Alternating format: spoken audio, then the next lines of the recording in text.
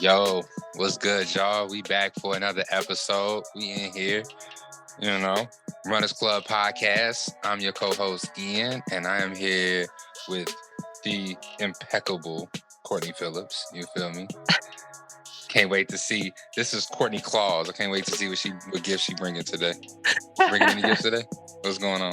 It's not so much of a gift, but it's like Courtney shares. We talked about this. Courtney shares.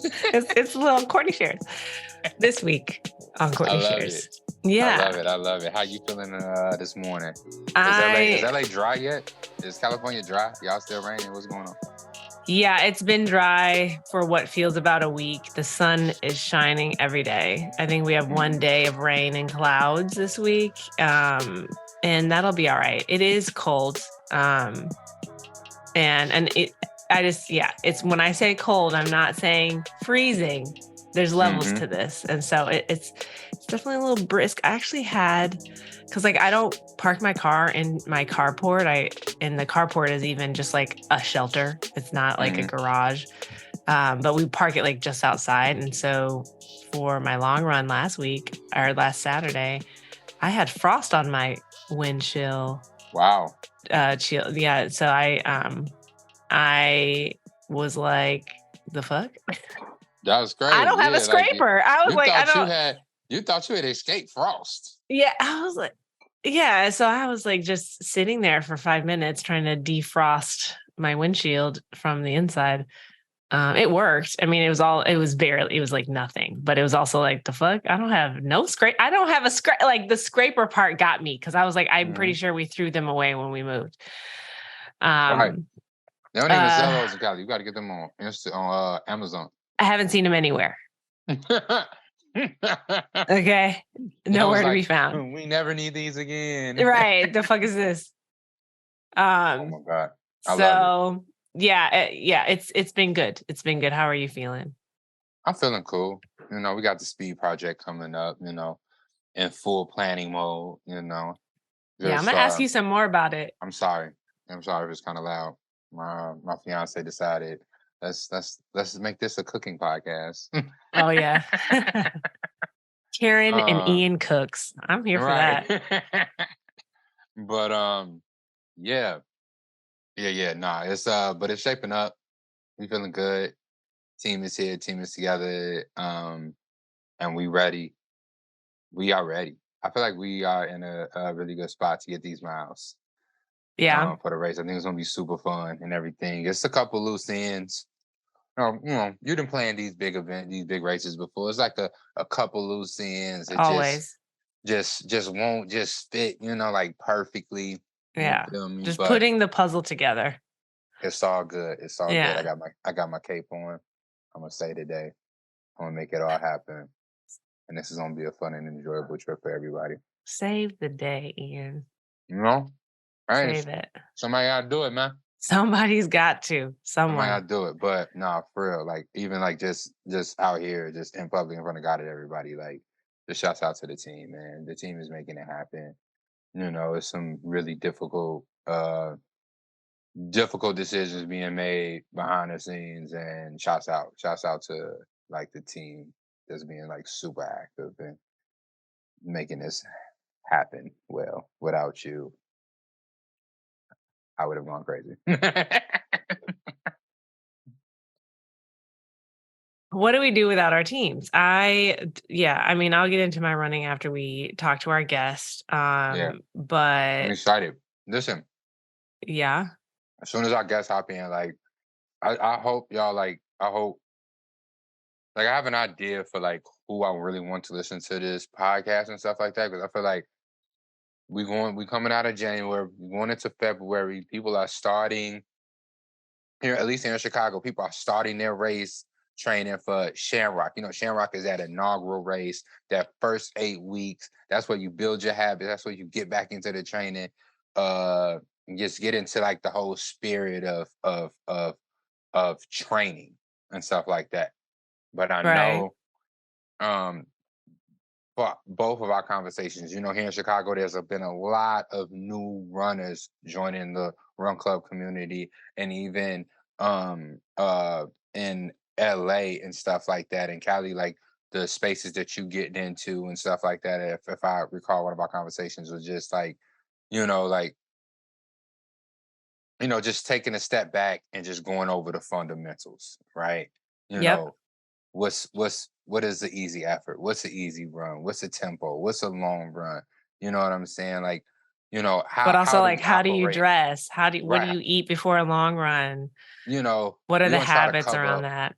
all of those just granular, small, low level, entry level things and stuff like that, in hopes that it becomes part of y'all's foundation to uh attack these races. Because it's like a lot of the runners that I currently know are attacking all three races: Shamrock, the third Chicago 13.1, and the marathon. So they just Right. cranking up that ladder and stuff Hmm. like that. And it's gonna be a lot of team and club runs and meetups where people are gonna be like, do a 8 out of 10 race, run a 200, do a 400. What's your Hmm. 5K pace? How should we calculate that? How should we figure all of these things out? So we're gonna try to Hmm. cover as much of that in this lit ass hour that we got with our Yeah. guests. Yeah. And I also think too, like, even if you are an experienced runner, I feel like it's good to go back to the fundamentals and just have a Mm-hmm. reminder, or even just get new suggestions or like insight on things that, you've been doing for a long time. I was listening to Yep. something recently, a podcast that, and it was brought up that, um, it's like, just because you've been doing something a certain way, and it's work, it Mm-hmm. doesn't mean that it's necessarily the most efficient way, or that, yeah, something else could work better. So it's like, Yeah. people get so stuck in their routine and they're like, I've done this, I've done this, I've done this, it's fine, whatever. But it's like, that doesn't necessarily mean it's the best way. So Right. coming back to the fundamentals, kind of breaking apart your routine and putting it back together again for this new season of running is, I think, important, and something that I try to do at least as much as I can, and keep an open mind as much as I can, because it's like, yeah, if I could be, you could always improve what you're doing, always, Mm-hmm. because it can bring you Mm-hmm. new results and put you in situations where you're like, well, fuck, Yeah.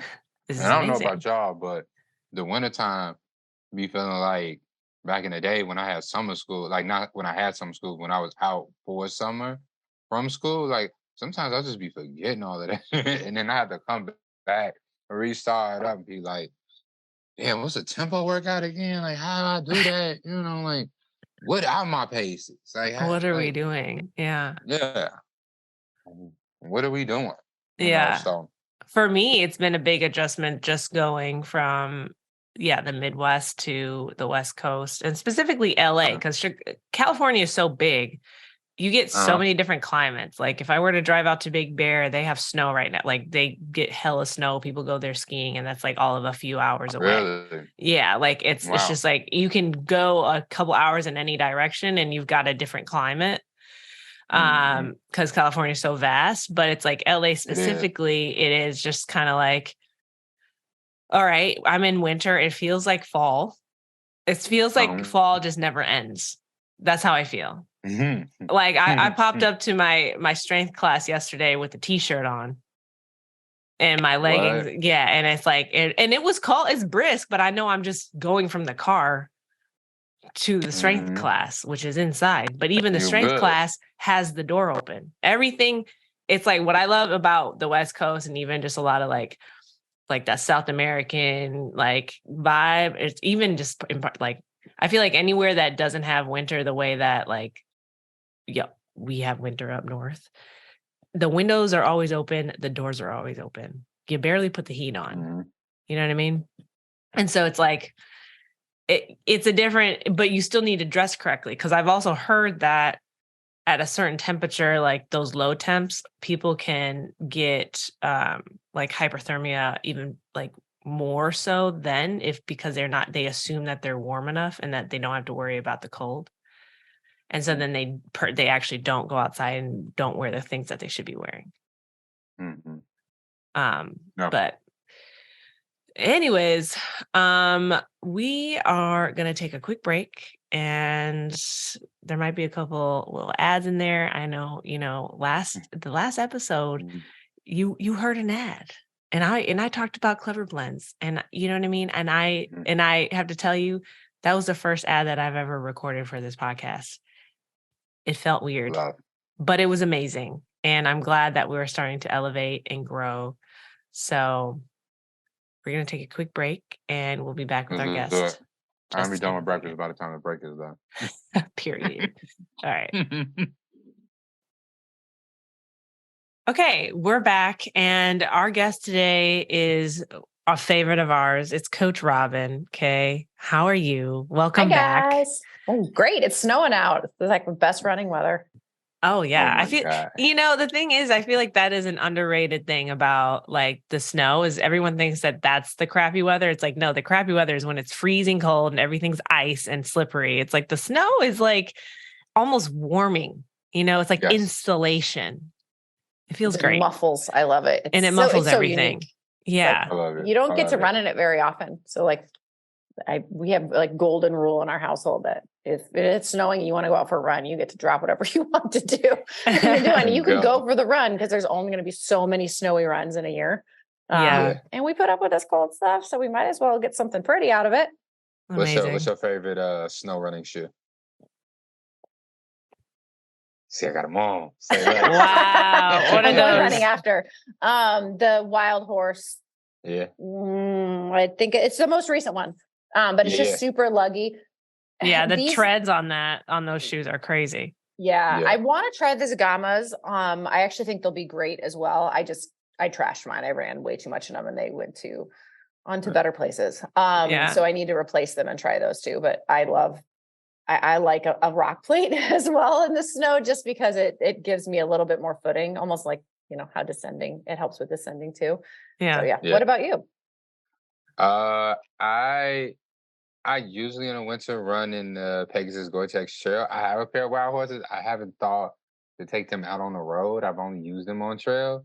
But the fact that the Pegasus are, both they transition very well to the trail and the road. I love those, but for a similar reason. Those lugs up under it just give you all of the traction that you need. Like I step just with so much confidence in those shoes. And then at Gore-Tex, keep my feet warm, keep them dry. This is my third year wearing them in the winter, and I love them. And also it's different from the regular Pegasus. Absolutely. It's wider. Yeah. Especially in a forefoot. Your forefoot has more space to it. That's where I am with it. But I might try these Wild Horses. I don't trail run that often. So they like have like a race on them. Like that's it. I think I bought them for my 50K and only worn them at the 50K first and last time. So maybe I should try to bring them out for a little bit of snow run. You brought up a great point though about shoes and trail running, specifically when it comes to like weird footing, like snow or like super like muddy or mucky. It's always great to have that room in that forefoot, because as you land, your toes are going to spread out more, right? Because they're trying to stabilize. So you want a little bit more room, or even sizing up. I don't have to size up in either of those shoes a half size, but you may need to. So, give yourself a little bit extra wiggle room. I joked one time, I'm way off topic. I forgot my shoes, like straight up forgot my trail shoes. And it was a really snowy run. And we had a woman that was running with us, and I'm a size 7.5. She's size 9.5. And she had an extra pair of trail shoes in her trunk. And I was like, it's better than what I had, which was sandals. I don't know how I left the house and just slides. It's great that she was the same size. No, she was two sizes bigger. Yeah, she was 2 sizes two sizes bigger. Okay. And I was like, I guess I'm running in this for 15 miles. So I put all them the on. Space. Yeah, all the space. And honestly, it felt great. I bet. What? This is Shangri-La. Look at me. I have a lot more purchase, like my foot is bigger. So I'm getting a little bit more traction because I have more contact with the ground. And as soon as I tied that, that extra little notch at the top, my foot sat back far enough. It was glorious. That was wild. Well, before we get into everything too much, I know that we have a few new listeners, so I just want to make sure that they know who you are, because, as someone, if you're in Chicago and you don't know Coach Robyn, I don't know what you're doing. But if you still don't know who Coach Robyn is, that's okay. But I would love for you to just introduce yourself, and like kind of the things that you're into. And like, I mean, you are a business owner, so there's so many layers to talk about. Yeah, totally. Welcome new listeners. I love it. I feel like you guys are growing every time I look at the how many listens. It goes up as it should. Yeah, I'm Robyn. I'm based here in Chicago. I've been coaching for 15 years. I coach everything from, people that are looking to do their first 5K all the way up to 200 mile, 250, I think is the longest race that I've written programming for and coached, as well as triathlon as well. That's actually where the concept for Edge came from.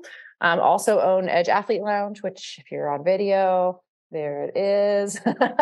I'm in the bike room right now. We are a boutique gym just north of downtown. We have general fitness people as members, but we also have a very healthy dose of endurance athletes. So swim, bike, run, focus, and a lot of strength programming, recovery, all of the above. Our goal is to be the cheers of athletes. We want to know who you are when you come in, know your name, know what makes you tick. And yeah, we're still here after COVID. So there's that. Yeah. And I'm also the proud owner of 3 pugs, also known as a grumble, and they are passed out right now. But they're here with me. Can't forget the pugs. Cozy. I don't know if you said this, but also windrunners. Oh, yes. Oh, my goodness. Yeah, I know. Usually I do them Thursday morning, so it would have been top of mind. We're Thursday night tonight with them. Yeah. So also was part of, and Kelsey just brought this up yesterday on one of our calls, is that we're doing our 5-year anniversary this June with the Windrunners. So wow, the Nike Windrunners, which is a completely female concept, female run, sub-elite racing team here in Chicago. I said this about RLT, how I feel about RLT. I say this about NRC. I say this about Windrunners. Like those models of doing things outside of like what I do kind of inside of these 4 walls of Edge, they just feed my heart so much. And it's pretty cool. Windrunners are always looking to get that next generation of female runners up and running and making sure that, they are pushing the boundaries of the sport. And I could not be more psyched with where they're at the end of last year, heading into this year. So yeah, we see a lot of them. We're going to run with a group tonight. It was funny because the leader, they're just fast as hell. And the leader of that group jokingly texted me, or I was hoping he was joking. He's like, "Don't have your Windrunners run circles around my group." I was like, "Well, they will." They definitely will. They definitely will. Yes. Like you'll see them and then they'll be gone. Okay. And it's a 200 meter track, so it's definitely going to happen, right? Track. Let me get you prepared. It's a 266 meter track. I heard it's all marked. I'm going to bring my roller. Yeah, it's wild. But yeah, no, I've spoken on this podcast at length about sharing a track with the Windrunners. I mean, by far I do not think I'm a quote unquote fast runner, but even still, knowing that they're gonna pass me a bunch of times and then actually happening is a wild feeling. It's just getting sucked up every single time. I had a guy, I wish I could have talked to him. It was in the dark last week and he was on the track. I saw him get on the track. He had no clue it was pitch black out, right? He had a headlamp on. He was on the back stretch and he was doing an interval. He had just gotten on the track, warmed up, God knows where, got on the track. And I knew these runners are coming and I'm just watching this happen and they're ready to gobble him up. And all of a sudden I saw his light just going left to right. Oh my God. Like, what is happening? Because, I'm sure they called out and went around on either side, but I wish I could have taken a video of that because it was very funny. It's a stampede. For sure. It is. It's so many individual steps happening in one time. And yet all at once. Yeah, very in sync. I love it. So yes, thank you for Windrunners, a huge part of my heart. Yeah. And I posted a reel recently on my Instagram that was like, this is not a hobby. Okay. This consumes our entire lives. And it's like, and that is just, if you're I feel like if you're outside the running community, it might seem like it's a hobby, but like, if you really dig deeper, ask questions to the people who are actually like leading communities and like doing podcasts, like that is like, this is This is not a hobby. Also, Coach Robyn, you have a podcast too through Edge, and it's amazing. Can you just talk about that really quickly? Because I think like that speaks specifically to our conversation today about fundamentals and how people can kind of continue the conversation through listening to your podcast. Yeah. So we have the Edge Coach Quip. We started it as this idea to have honestly like a coach in your ear in like 2 to 5 minute increments, just to give you a little, I say, arm you with nuggets of knowledge at all time. Like it's our job as coaches to put things in your pocket so you can draw them out on, during a workout or during a race, whether it's for yourself or someone next to you. And it really started as that. And I don't even know how many episodes we're in, like 80. Actually, right after this call, I have another one about the podcast. And so we are actually going to be expanding the format. So we'll have the Coach Quip on the front end. And I think we're calling it bonus miles on the back end, where we are going to deep dive into the topic and have it really be a discussion between two either coaches and an athlete as well. We're stealing your format too. Inspired of doing it via video and then being able to have kind of different ways to listen to. So I'm excited. And I think the first one, a couple are going to be Coach Chris and myself. So love it. I'm going to make this makeup count today. There we go. There we go. I love it. I love it. Listen, I'm just going to start dropping like 2 to 3 minute voice notes in your text to ask for Coach Crips. That's just what I'm going to do. I love it. Bring it on. I'll listen to him on the air. Just reflections from Ian after a run. This is what I learned and what you can learn too. Yes. Today's Coach Crip.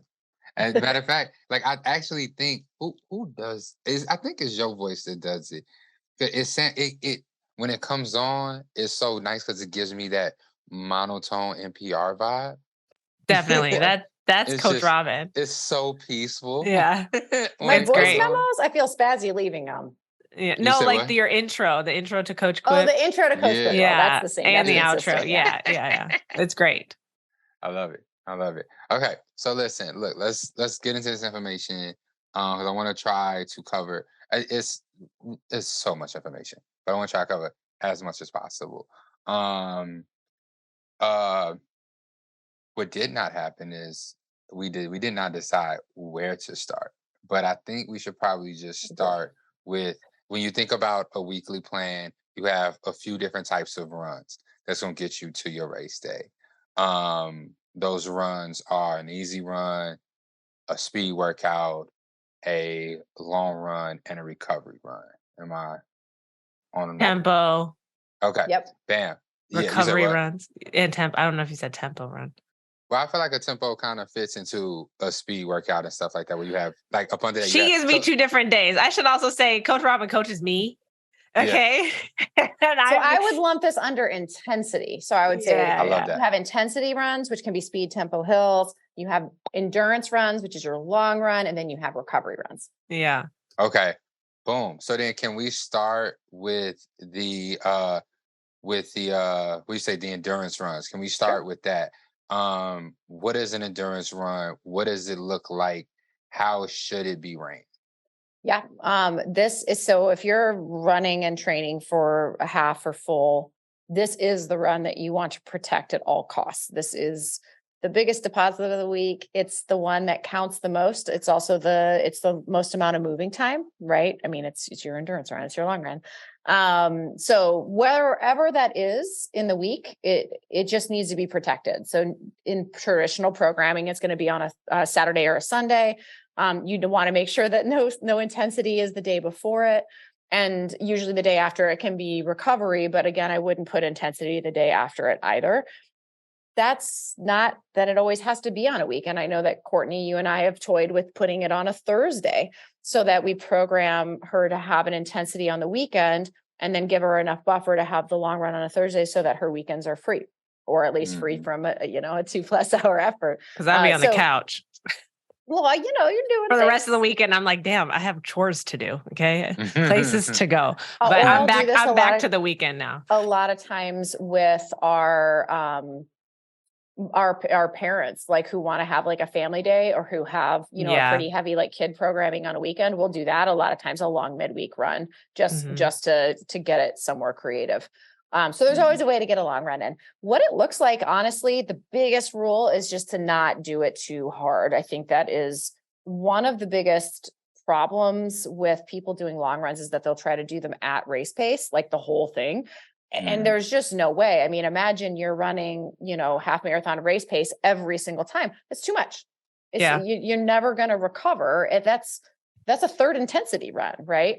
And so, can I just ask you, I don't mean to interrupt you, but to ask a question while you're talking about it, I feel too, like my thought here is like, this is about building your aerobic base, isn't it? Like building your endurance. Yep. It's about being able to get to the mileage versus getting to a certain speed. Yes, 100%. So we want, mitochondrial density is, when we're talking about endurance stuff, that is the most important thing that our body can bank. So anytime we're running easy, and I'll come back to this like a million times, mitochondrial density is it determines how well you will do at endurance sports, right? It's like, and think of it always like that. It is a bank account. When you run easy, you are stockpiling it up. You're building up your bank account. When you run hard, and I mean, even like half marathon, you're drawing it down. So if you don't build up enough bank account, you're never going to offset the drawdown of the intensity runs. And we need the intensity runs, which I know we'll get to. But we always, always, always want them to be able to build up the account to a pretty good level. Yeah. What the long run looks like on top of that really depends on what training cycle you're in. So if you're in a true base building training cycle, most of your long runs are going to be long, steady runs or easy efforts. I call it easy AF. For our programming, I go anywhere from marathon plus 45 to 120 seconds. I mean, think about, all of the greats, right? Kipchoge runs, way under a 5-minute pace when he's racing, and he runs his easy runs at a 9-minute pace, right? Let that soak in, you guys, because look, you said running plus how many minutes above your 45 to 120, 45 to 120 seconds. That's a lot. That's a lot. And it's also something, if you're going to be intentional about it, it can feel kind of painful sometimes if you're used to pushing. And so like, I just really want that little nugget to soak in for our listeners, because running slow has its advantages, and it really is like so important. Continue. Yeah. I mean, it really is. You cannot state that enough. Our first season, I'll tell an aside, and then I'll talk about different training phases and how long runs look. But when we segued into Edge doing year-round group endurance training that first summer, it was also a very hot summer.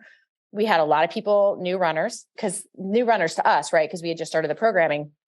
And I did not rein people in. I think I was just so happy that people were showing up. I did not, as a coach, rein people in on their easy. I wrote it correctly, but I certainly didn't crack the whip. So what was happening is on easy runs, specific to long runs, they were running their long runs too hard. They were probably doing like marathon to marathon plus 30, which is just too hard, right? Wow. And we don't write static long runs that often, but it was just too much, right? And they look strong, they look good, right? But then on race day, they cracked early. And it was actually a pretty fair race day that year. And honestly, that was on me, because I did not regulate easy AF as much as it should have been. And then honestly, even newer science came out and made easy AF even more AF. So we bumped it up. We used to write it 15 to 45 on top of marathon. And now we're again, 45 to 120. And 120 is 2 minutes. 2 minutes. That's 2 minutes. Yeah. Like, so 120 minutes. I feel like that is like 2 minutes. Mm-hmm. And it's a big range, right? Because if you've got some day like today where you don't have great footing, you can go a little slower. And if you, go out on a day that's, 50 degrees and perfect pug weather, which is always perfect running weather, you're gonna, be able to rock a pretty low heart rate at that plus 45. Yeah. So in base phase, go on. No, I was gonna say, I think this is also important, because so many of us, and I'm speaking from the point of view of the Chicago running space, is that after Chicago, between Thanksgiving and January 15th, ain't a whole lot of running happening for a lot of our runners, and so then you come back maybe for Shamrock, but most likely in the spring getting ready for the half and the full marathon. You kind of just kind of out of shape, and you might just naturally be running 2 minutes slower, 3 minutes slower than your normal pacing, your quote unquote race pace. Don't feel bad about that, because that's is exactly where you should be starting at. That's exactly where you should be training at. And as time goes on, you'll get closer to maybe that race pace plus 45 time, while also not working harder. Like keeping that heart rate down, keeping it, and I believe what is it, zone 2, building up that base. Yeah. And I also want to preference this. This is the same if you are a quote unquote fast runner or quote unquote slow runner. So if right now your race pace is 10 minutes, 11 minutes, this also still means that you should probably be running your easy run at maybe a 12-minute pace. Like, this is everything that we saying, you have to be able to take and apply it to where you are. Don't knock this off as, oh, this is for people running 7-minute miles. This is for people running 8-minute miles. These people who doing sub 4-hour marathons. This is the same across the board for everybody. Yep. Totally hit the nail on the head with that, especially coming off of, not big mileage. If you are deconditioned, go on effort.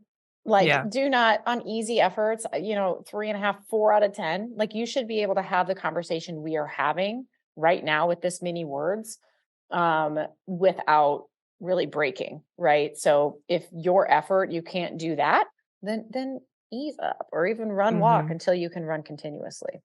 But and this is a thing that I brought up in a recent episode as well. It's like, we have these like fun names for this pace, which I think sometimes makes it feel less important, even because like I'll say conversation pace, Ian says sexy pace, you say easy AF. Yep. And it's like, but then it's like, okay, but we're actually building something here that's so necessary. And so in the back of my mind, I'm like, we need to come up with something a little bit more like on the nose. That's saying you're building up the bank account. Yeah, I agree with you. Because it kind of deflects from the importance. I totally agree. Never thought about that. Yeah. No, you're totally right. Because I mean, what happened with that first summer season at Edge is that they didn't have a bank account of mitochondrial density, because they had been drawing everything down. So when even with a taper, there just wasn't enough there to be able to execute really, anything past like 15 to 18 miles. 100%. Oh, I'm going to think about that. Okay. That's going to come to me on a run. I can feel it. Yes. Yeah. Well, please share, because I would love to. Yeah. But before we move off this, I also want to take a step back, because I know we're also framing this conversation around the longer distances, half marathon and marathons, right? But I noticed so many of our runners are just kind of want to stay in the 5 to 10K range, which I know the training will look different from those longer ones.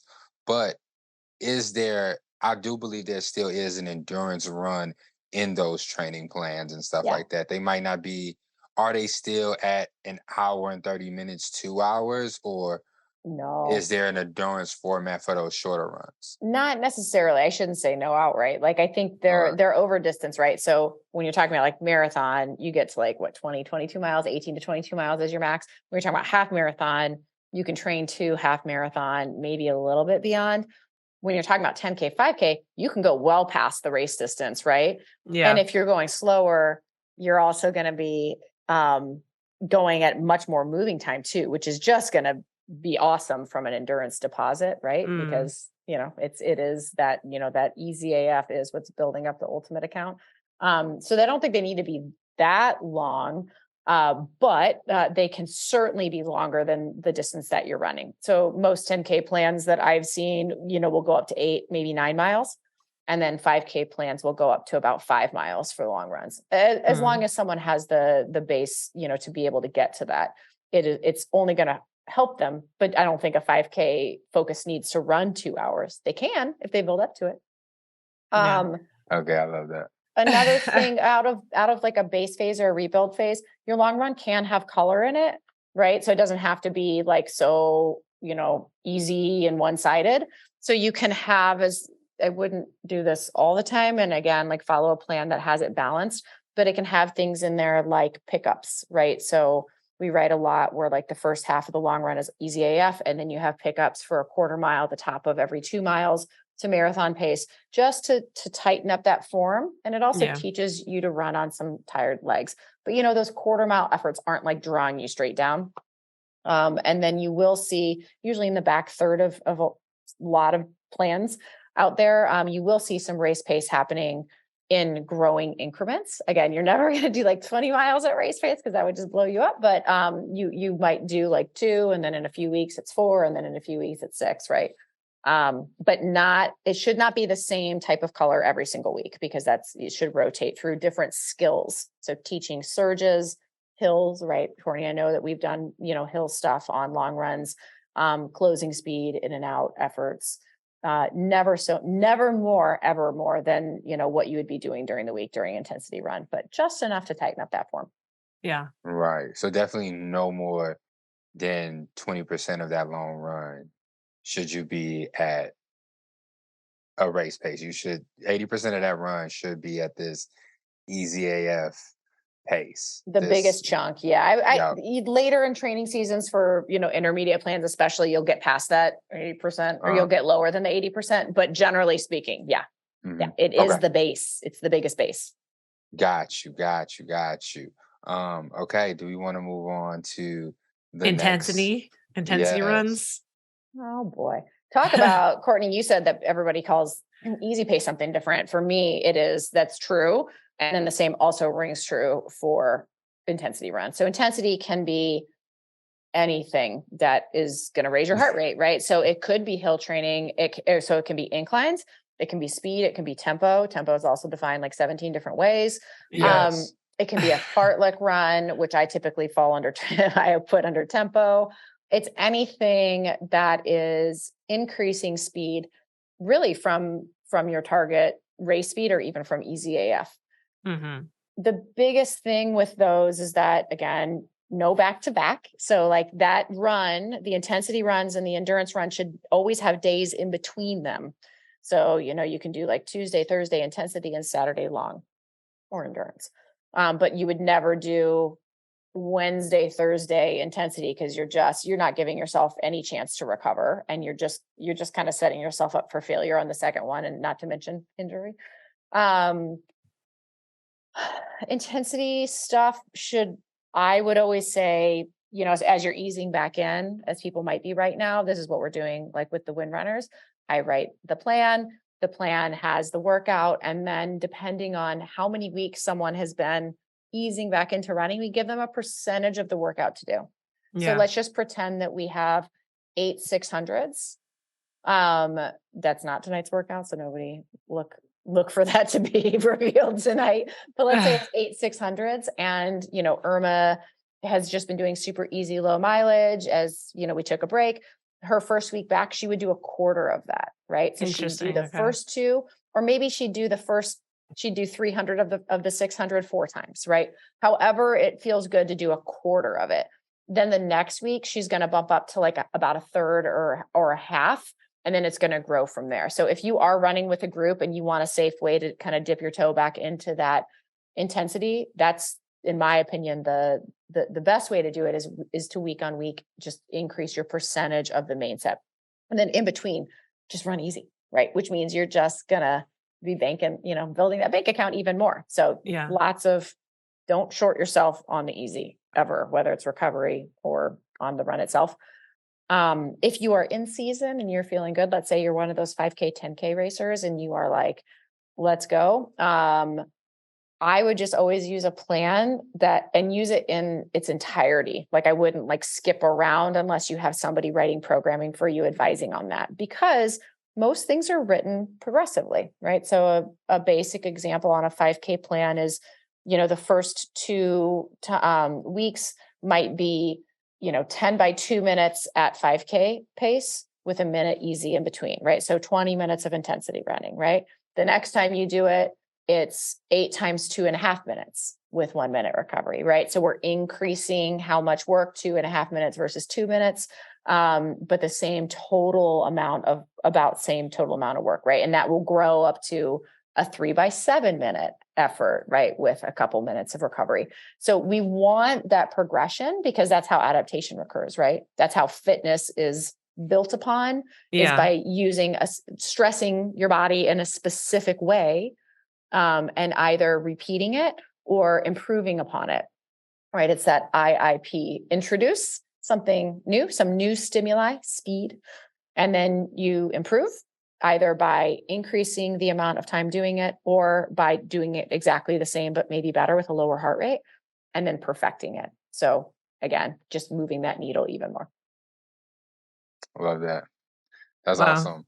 So that's beautiful. So like we was talking in the beginning, right?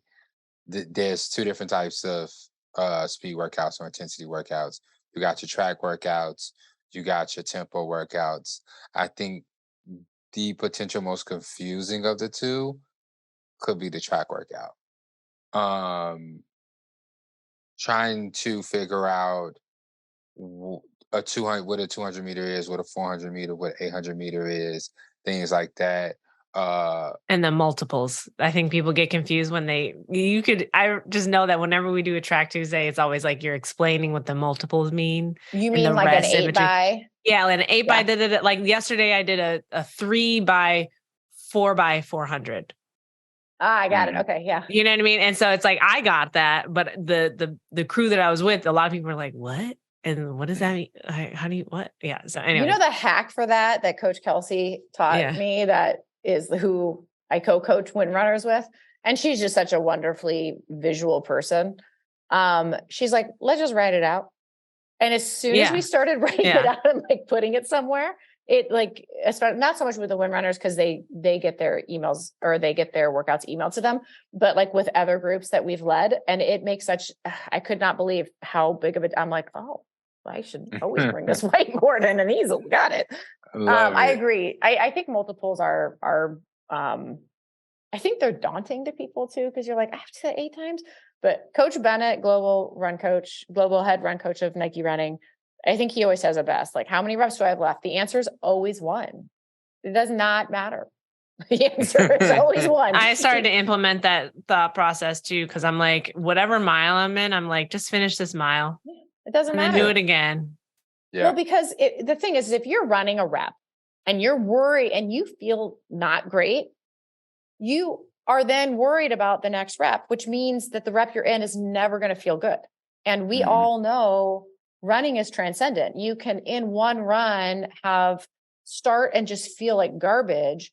And then 4 miles in somehow feel, like you're walking on clouds. So you're never giving yourself the chance to kind of transcend or conquer in a rep if you're worried about the future ones. So, I've done blind workouts where I don't tell them how many reps, and that's really funny.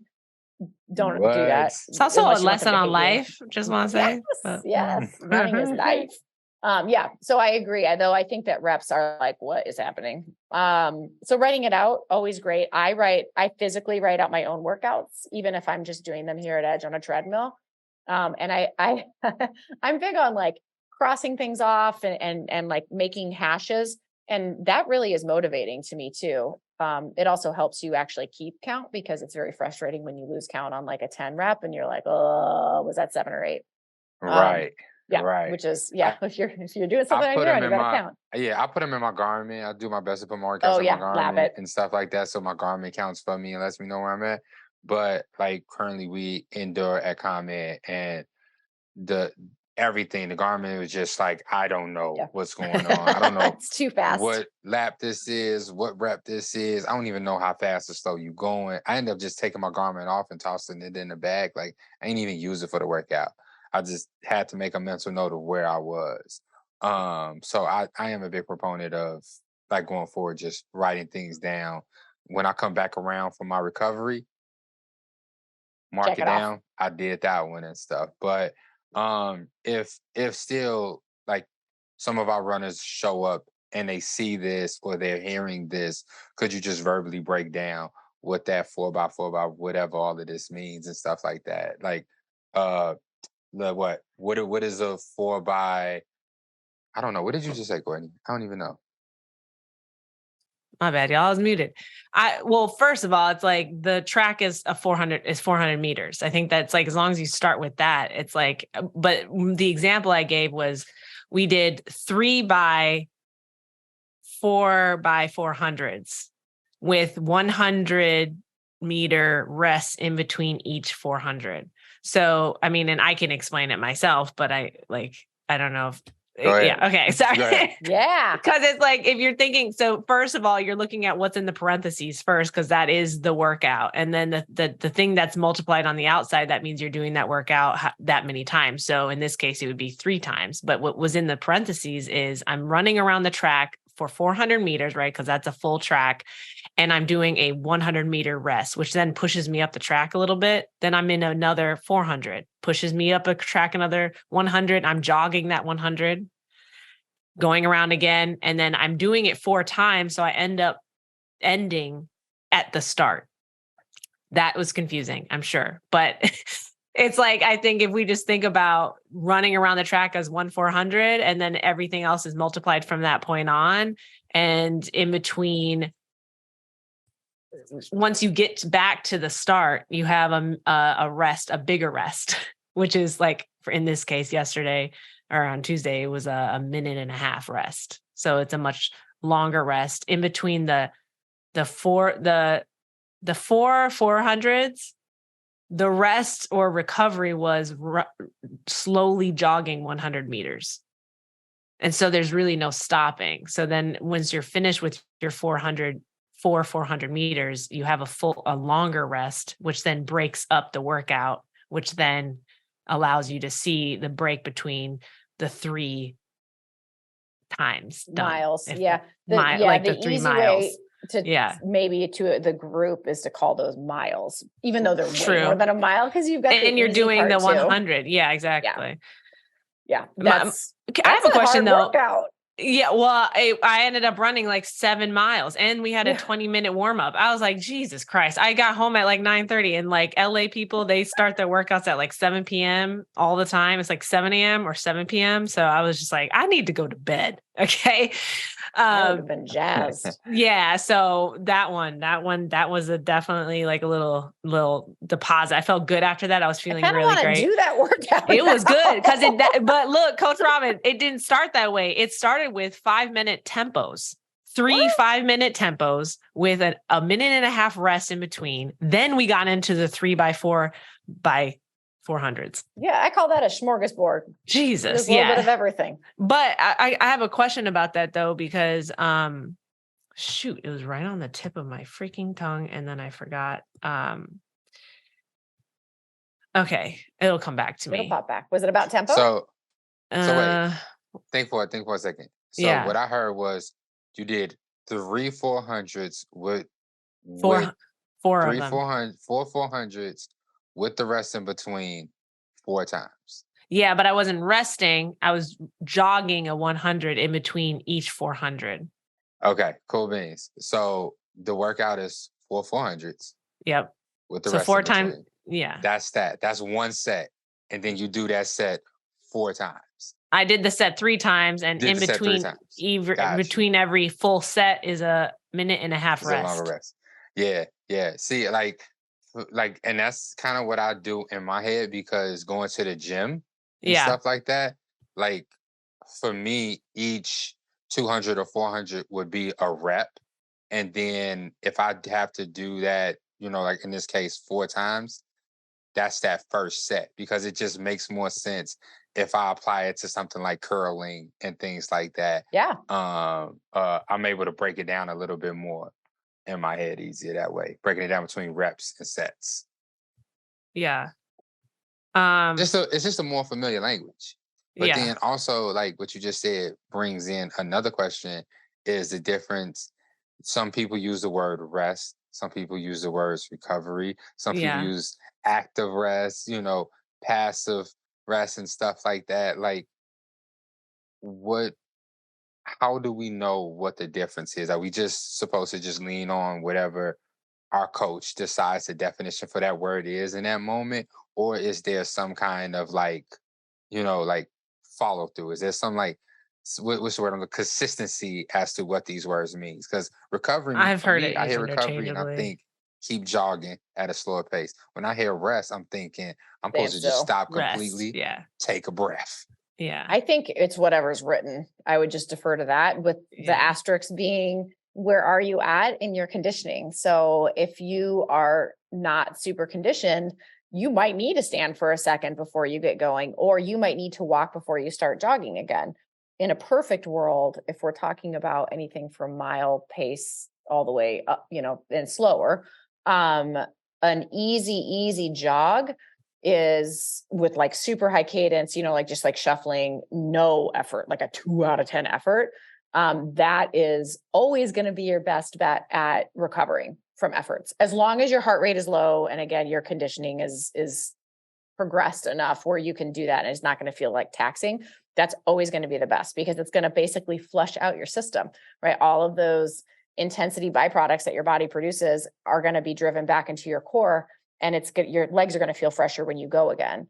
Also, why, if you are taking a break in between, so let's say, Courtney, you were in between those sets of 4x4 and you're on that minute and a half and you're like, I am gassed. You start walking, right, to start. And then maybe for about a minute, and then maybe for 30 seconds, you do that easy jog, so that when you get back into the 4, you're not just like thrown in, right? You can kind of like ease in, which I always prefer.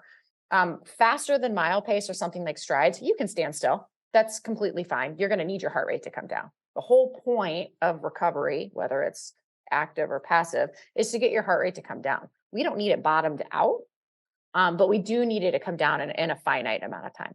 And coach hack, look at how you're recovering in between your sets. The more fit you are, you might have felt like the running part was terrible today on the 4x4s. But let's say you look at your recovery and you realize, holy moly, my heart rate is dropping 20 to 30 beats, in a minute. And last week it was 15 to 20 beats. That is the best measure of how your fitness is progressing. How well does your heart rate come down in a finite amount of time is usually a better predictor to where your fitness is headed than the actual work itself. And we've been talking about heart rate variability a lot on the podcast, because that's something that, I never paid attention to on like my Garmin before. Yeah. I'm getting that information through my Aura ring, which we talked about before. He gets it on his Whoop. And then we were talking about like the Apple Watch and stuff. And I was doing research about heart rate variability last night, because I was like, I don't really understand what this means. But then I was reading about how, like, if you're out of shape, your body, your heart rate is going to like just be working. Mm-hmm. And it's not going to really know how to relax, because it's not used to intensity. And so, but if you are more fit and like further into your training, like you're saying, it's like your heart rate has, your body, your heart has the ability to adjust to intensity and rest. Yep. Much more easily. And it's almost like it's like a sign of kind of like you need to I don't want to say bad. That's like, I'm not trying to say bad health, but I'm like, it's a sign of like kind of being out of shape. If if your heart is just like going and cannot chill. Your all running is how efficient are you? All movement is, especially from a cardio lens, is how efficient are you at moving blood and oxygen around your body? That's it. So the more you do it, the more efficient it gets, which is why that heart rate variability can really become more variable, right? Which is pretty cool. Okay, so I have we could talk to you forever, and I know we don't have forever to talk. So I can get coffee brought in here. So, we talked about building your aerobic base with long runs, easy AF pace. But then it's like let's maybe just talk quickly about like, when we're doing these intensity runs, correct me if I'm wrong, but we're building fast twitch muscles. So this allows you to move faster, which then, increases your ability to like move faster generally as a runner too on race day. And two, what I was learning when I was getting certified as a running coach, I thought it was really interesting, because you have runners who might have come from track in school and they've only done short distances. So they have a lot of fast twitch muscle buildup, but they don't have a big aerobic base. And then they see that long run as super, super daunting. But it's like, what are the benefits between those fast twitch muscles? And then I guess, what is the other word for low twitch muscles, slow twitch muscles. Yep. So it's like, and I think too, just to go further into the question is like, yeah, how does it affect your running? But then it's like, what is that? Who even knew that we had those types of muscles and what that was even going on? I think is something that a lot of us don't even know about. Yeah. They're different energy systems, right? And in fast twitch, that can go way faster than even honestly what we train at. Like a lot of endurance people won't even kind of address those in huge amounts just because that's not their forte. But yeah, so fast twitch is going to be more related to speed. I just think of it honestly in terms of efficiency too. It is the faster period, full stop. It is the faster energy system to adapt. You can do a speed run and start reaping the benefits in a few days. You do a long run, you're not reaping those benefits for 2 to 3 weeks. It takes a lot longer to adapt. This is why people will start off as 1K runners, and then they'll, let's say in their teens, get into 5Ks, and then maybe early 20s, get into 10Ks. And then eventually they get into halves and fulls when they're in their late 20s and early 30s, because the fast twitch muscles I'm in my 40s. They do start to not perform the same. Period. Word. Which is why you do want to continue to build them up so that you can use the efficiencies of especially that run form. We run our prettiest when we run fast. When we run easy, we're hitting the ground at about 2 times our body weight with one leg, which is messed up, right? But at any given time, when we run fast, we can go over 3 times our body weight. And that strike rate is really, it's not to say that you're going to shatter yourself running fast, but you're on the ground for less time too. When we're running easy, we're only on the ground for about 30% of the time, and we're in flight 70% of the time. When we're running fast, it can go as low as 15%. That's why you have to hit harder, right? Because it's like, boop, and then you're off the ground. You're saying you're hitting the ground harder when you're running faster. So you're then it beats up your body more. It does beat up, but it also teaches efficiency because you're teaching your body, hey, I can strike this hard and this fast, which means that if you're, doing a 5K and you need a kick at the end, guess what? It knows what to do. Strike hard and fast, because that's what you did during a speed run. So it is from an overall efficiency standpoint, it is important to include that as long as you're not injured, right? And you ease into it responsibly, because it teaches an energy system that is usually on its way down. So we need to build it up a little bit. And it's fun. That's also why we don't do it like all out all the time, right? When I race 5Ks, my usually hamstrings and calves are shredded because it's an all out, flat out effort, right? But if I chunk it up and have my breaks in between, I'm not as shredded, but I'm still teaching the efficiency. Yeah. You're we muted, can't hear sir. you, Ian. Still can't hear you. I don't know what happened to your audio. But yeah, I feel like, when we think that it's like, it's giving muscle memory.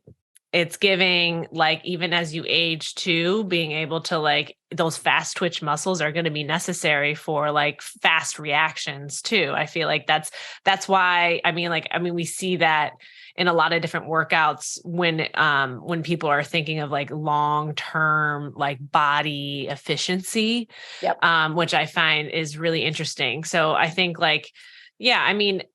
the track is something that I've hated for a very long time, but then I'm realizing more and more that like I'm enjoying it. Like that workout that I was just talking about that I did on Tuesday. Yeah. I was like, I looked at that and I was like, this is one is going to take forever. And 2, I'm not excited about it. But once I got into the groove of it, I was like, I felt really great. And I also I also feel too, as like, just as a woman getting into running later in my later 20s and like kind of going back and forth about whether or not I want to like focus on speed. Cause part of me is like, am I capable of this or not? You've given me a lot of kind of like just thought on the fact that like it age is actually a woman's friend in running. And also even like Karen was talking, and you've even said this, like sometimes women get even faster after having a baby, which is like, what in the world? So like, I would love it if you spoke about that for a little bit, just because, you know, you work with women like female runners and all of that. Yeah. I mean, again, going back to like the faster end of the speed spectrum to the more aerobic end. Yeah. As we progress through, we will just naturally get overall for that top end speed a little slower. We really have a peak of, I think it's like 3 to 6 years of that top end, right? Which is why people like by the early 20s are like, I'm out when it comes to like, you know, like 3K racing. But the slow twitch stuff, the aerobic stuff, I mean, it can take 10, 15, 20 years to develop. A great book. And I always am like, I'll loan this out. And then I realize I only have it on iPad, is Running with the Kenyans. And it's a British author, and he ends up moving to Kenya with his family to really understand, like, what is it about the Kenyan run culture that allows them to peak in their 20s, and like what specifically about how they treat running allows them to be, you know, a very superior group of athletes. And one of the things that he touches on is this longevity of sport when we're talking about, you know, half marathon and marathon distance, that, you know, they start running at like 8 or 10, these long distances to get places. So by the time they hit their 20s, they're there. They've had that 10 years of build up. Exactly. Whereas with a lot of American runners, we don't get that until our 30s, because in our early 20s, we are still racing things like 3Ks and 5Ks, right? Which there's no wrong answer here, because clearly the American development program, especially with women, is doing even, you know, better than I've ever seen in my whole life. But that longevity of sport really is a testament to, you know, to why we're able to do things in our mid to late 30s and early 40s that we really couldn't do before then. You think about like the bank deposit we talked about of EZAF and building that up. I mean, you also build that up year on year. And that's like the coolest part for me, right? So specific to adult athletes, I mean, I work with everything from like 21 to, I don't know, in their 50s. I think people can continually surprise themselves as long as they remain healthy, right? That's the key, is that we are dealing with things like, you know, sarcopenia, and we are losing muscle year on year, no matter what. Guys and girls after 30 will start to lose muscle. Bone density changes, but we can reverse all of that with running, exercise, keep going, healthy eating. Weightlifting. Skeletal muscle mass is the thing. Okay. It is health. It is medicine. So lifting, I mean, strength training is the offset for that. And I think we've just gotten really good about doing those things so that we can really maximize our endurance, you know, longevity, which is really cool. I do think that women have the edge on this. I'm sorry, not sorry. There's something with that second X and we say this even at Edge, when we have women, by the way, that get in this ice bath for the first time, and they don't squeal, they don't talk. They're like, oh yeah, hey, how's it? And I just turn to them and I'm like, how many kids do you have? Because like something happens to that last leg of that X chromosome. It's so crazy. They're incredible. But you know, you are reproducing cells at twice the rate that your body does normally, because you're, especially during pregnancy, I mean, that's what's happening, right? You are growing an entire system in a system. So that after that, your body is absolutely more efficient at creating, you know, healing and new cells, because it's done that before. The extreme fatigue that we feel sometimes. So take pregnancy and like put it off to the side, but you will hear a lot of endurance athletes, especially the first time they go through a big training cycle, something like an Ironman or, you know, 100-mile ultra, of just being tired all the time and feeling really sluggish in their final build weeks. That is because they are actually asking their bodies to reproduce cells at twice the rate that it normally does, but without the hormonal support that pregnancy provides. Oh, wow. Which is crazy. That's wow. Yeah. That's why you can't do that type of training all the time. But women, well, Well, have you, okay. Wow. Yeah, I mean, well, and you say this, and it makes me think of like ultra marathons too, and how like that seems to be like the ultimate equalizer, because women can go, and then it's like, and it's not just about speed. It's like speed is like not even, it's the top two things. It's very much like your endurance. Yeah, I don't know. I love that gender gap going away. There's nothing. I love trail. I mean, that is like, I probably should have said that in my intro a while ago, but like, while I teach a lot of road, or I coach a lot of road, and I coach a lot just in general of like, I love city running too, but trail is my heart. And there's nothing more fun to me than chasing guys down in the final miles. I'm like, bye, good luck, you look good, but you can't catch me. But and you have done like you've done you did 100K last year, right? Or is it 100 miler? That was 2021, but it was 50 miler. It wasn't 100K. God, that was 2021. Oh, I know. Last year I did shorter stuff, but I was pacing a lot. You also won that race. I just want to say. Oh, we had a little, but it matters. Yeah. It was a good race though. There weren't that many guys in front of me. But yeah, the gender gap does narrow. And you have people, like Courtney DeWalter, that are just setting like outright horse records, like outside of gender. And I think it's just cool. It's really cool. And I think trail in general is an equalizer. When people go to trail, well, I'm off topic here, but like, I think a lot of people are like, well, I'm the slowest in the group, I don't want to go to trail, but trail is an equalizer for all paces. I mean, we do trail runs here on Sundays, and you have anyone, from a 10:30 mile, 11-minute mile, all the way to like an 8:30 mile. And they're running the whole 5 miles together, because everyone's kind of the same at an easy run on trail. That trail is easier on my legs, but pace-wise, effort-wise, it takes me out. Yeah.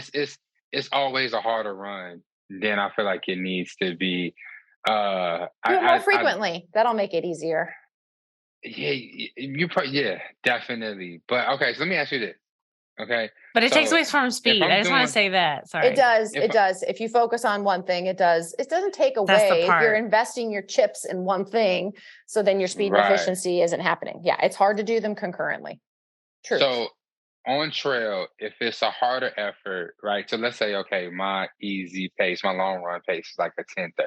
Yep. On trail, that 10:30 is a lot more work. Oh yeah. You're going to have to dial that back. Yeah, definitely. That's when you go off of heart rate or effort for sure. Especially if like you go out right now with all the snow. I mean, even in the city, you're going to have to adjust it, right? Yeah. Absolutely. Okay. Yeah. Okay. I was wondering.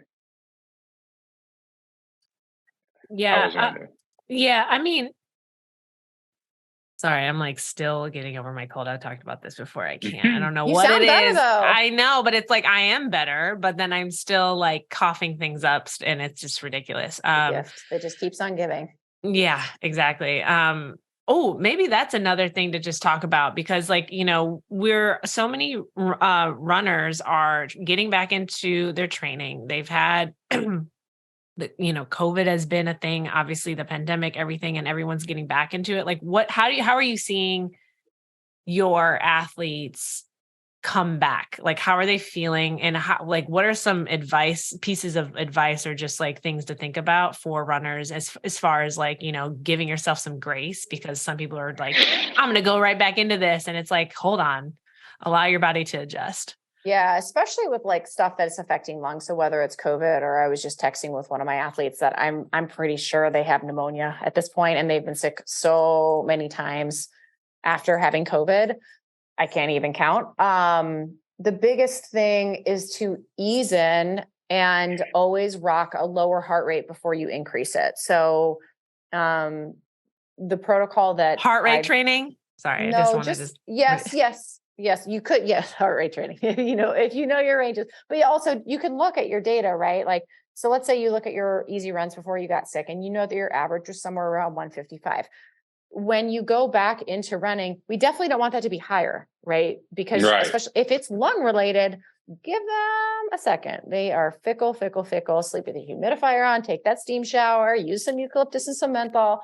All of those things. Your lungs adapt slower than your legs, correct? Or No, is it the opposite? Exactly. It's the opposite. Yeah. But when they're injured, I would argue that could actually, I'm not a doctor, but that could absolutely be, you just don't want to push them. So I will typically do strength before I do anything else. Just not so much like getting up and down a lot, because I know that can be really hard too. But, just lift some things. Don't spend a lot of time, like in plank with your face down. But, get up, do some standing exercises, see how it feels. If that feels okay, then I might get on a bike, right? Because your bike heart rate is always going to be lesser than your run heart rate, because you're sitting down and not using all of your muscles at once. And then I would probably go for like a 30-minute, if it's nice out, or go on tread, walk, run, like 1 minute off, 1 minute on, and just see what happens to your heart rate. If it's not erratic, then every time you run, you can increase the run portion. If you're hacking up a lung after doing 30 minutes of 1 minute on, 1 minute off, you sure as hell don't need to be running yet. And you can get back on the bike or back lift and just keep stepping back until it feels better. I do think people are making full recoveries. It's just a matter of being smart and, not pushing it. Generally speaking, if you are sick, you should not be running. Like your body goes into a catabolic state where it is literally going to like eat its own muscles. And that is not, especially like fever, lungs, don't do it. That's just not worth it. Watch a documentary and that get includes inspired. going to the gym, obviously, but obviously we don't, and then it also comes down to like, let's not spread germs. Yes. It's like, let's start there. And then it's like, and then to your point, maybe there's some things that you can do at home even before you even go to the gym. And I love that you're talking about like hopping on the bike and doing that cross training, because like you can still get some movement in once you start feeling better. Yep. Just like my original coach always said, walk before you run. Right. And it's the same, that metaphor applies to most things, whether you're getting back in, just, being out of shape, or whether we're getting back in post baby or post illness or whatever it is. We want to like ease that in. We don't need to shock any systems. Yeah. Not necessary. I love that. And then you just touched on another common used phrase that I see in training plans, which is cross training. Cross training. Yes. Cross training. What is it? Is it necessary? It's anything that isn't running, technically, right? I will prioritize, and I know Courtney knows this because I pop it in training plans all the time. Cross training for me is always optimal in between intensity runs, or in between an intensity run and a hard or a long run, right? So in between that speed, tempo, long scenario. And it is always best if it's non-weight bearing. So anything that we can do where we're not really holding ourselves up. So like elliptical, not as good as something like swimming, biking, or rowing, where our body weight is literally being supported by a device. And that's such a good point to make. Non-weight bearing. Non-weight bearing with a higher cadence is actually the super secret, right? Anytime we can rock a quick turnover, it means that we're flushing and that we also just aren't using very much resistance, which is kind of the whole point. I like cross training. If I had to pick between strength training and cross training, and you can only pick one in a run, in a run programming, I would pick strength training because it's putting muscle on you, right? Yeah. And that's going to fortify you better as a runner. Yeah. But I do think that we're seeing more and more athletes jumping on bikes and jumping in pools. As long as you have time for it, it's a fantastic way to actively recover and not further tax your system. Again, my original coach always talked about swimming being free fitness. So a lot of professional triathletes, when they are training for like world championships, they will actually, in the last 2 weeks, like really much more than any runner would, drop their bike and run load way low. And then they'll like double their swim load, because swimming, especially if you're really, technically strong and have good, wall push-offs and turns and everything, it is a maximum beautiful aerobic effort with almost no wear and tear on your body. And their training plans for me are super interesting because they can just ramp it really, really high, and they keep their engine, but their body is recovering, which is really cool. Love it. That's the background I come from in swimming. I have not utilized it as much as I should have. And even Karen and I have been talking about trying to get up and go swimming for like the last Didn't two she swim months, this and week? She said she we were was going supposed to. to. Yeah, we were supposed to get up yesterday and today and do it. Oh, okay. And That's what I thought. That's what I heard. so I'm gonna shoot my shot tomorrow. I think I'm because I wasn't planning on joining her for the swimming. I was just going to like drop one of my intensity runs for the week because I'm thinking about the speed project and training for the speed Yep. project, but I'm also thinking months in advance and stuff, right? Yep. For like a sub 4 hour in the fall for a Oh, marathon. So perfect. Yeah. I'm like, I know the rule of thumb is you should not try to bump up intensity and mileage at the same time. So I'm like, as of right now, like my one intensity workout with the crew is good enough. Let me just do maybe a shorter long run on Thursday. Just stopping between that hour to hour and a half mark and stuff like that. And still do the long So run that was on my the plan. weekend. Yeah, Yep. still do that longer run on the weekend. But I am like, even after hearing what you're saying, like maybe don't do that. Maybe just swim on that Yeah. Thursday. Yeah. Depending on how many miles you have, because I know that I just wrote Kieran's ATT with the speed project mileage. You might need the mileage from Thursday, just because I think you're at like 11 weeks out from speed project, which is crazy. It might even be 10. Yeah. I I think, mean, it's I think if we I'm like about, I seven, think we if less I'm than that. seven, no, because I'm seven, I'm like, 8. I'm 6 weeks from the LA marathon, and LA, they're 1 week after. Yeah. So it's Oh, 7, I okay. So think. I'm Yeah. closer to 7, 8. 7 Okay. or 8. Yeah. Yeah. But I would do it as like Mm. maybe after long run. You can also do swims and bikes after your long efforts or your hard efforts, which is cool. You can do them same day. Yeah. And that's how triathletes, especially long distance triathletes, they stack them, but the swim is always the last one of the day, because even if you're going hard, it still kind of counts as recovery. Yeah. And it's a fantastic balance for your nervous system too. That is my soapbox for swimming. I love that. Would love to just, I would love to, I have like 2 other things that I would love to talk about personally. And I know, Ian, you probably have other questions too. No, go ahead. But one, okay, so you talked about swimming, but I would really love to know about, I had another question, but I'm just going to let that go because I forgot it already. Nutrition, because right now when I'm running, I'm training for the LA Marathon with a crew, and I've been hearing a lot of them just kind of talk amongst themselves about what they like to eat in the morning. Some of them are, kind of debating on if they want to eat before a long run. And I'm like, and yeah, right. And so, and I'm trying to do my best to just kind of like, not be overbearing, or also just be like a know-it-all. And I just kind of like, let them have their conversations. But anytime someone asks me, I'm like, definitely eat before a long run. And use this time to like try different things out. If you have a long run, try something new. If it doesn't work, don't do it again. Try something else. It's like, and so I would love for you to just kind of talk about that, because fueling and then even during, because it's like, I'm always putting a noon in my water if I'm at the track, or if I'm doing strength workout, or even my long run, really, because it's like, I'm already expensing all of this nutrients from my body, all these like electrolytes, et cetera. It's like, you need to replenish. So if you could talk about before run, during and after. Yeah. I should preface all of this by saying that I am not a nutrition professional. So right. Neither am I. So like technically, I know, I think enough to be dangerous, but I'm not going to, like tell anybody specifically what to do. Beforehand, you are 100% correct. You should eat something beforehand. Before running shorter during the week, it's still a good idea. But especially for long, you are going to want to put something in. So backing up before your long effort, we always talk about, right, protecting that long run and really setting yourself up for success.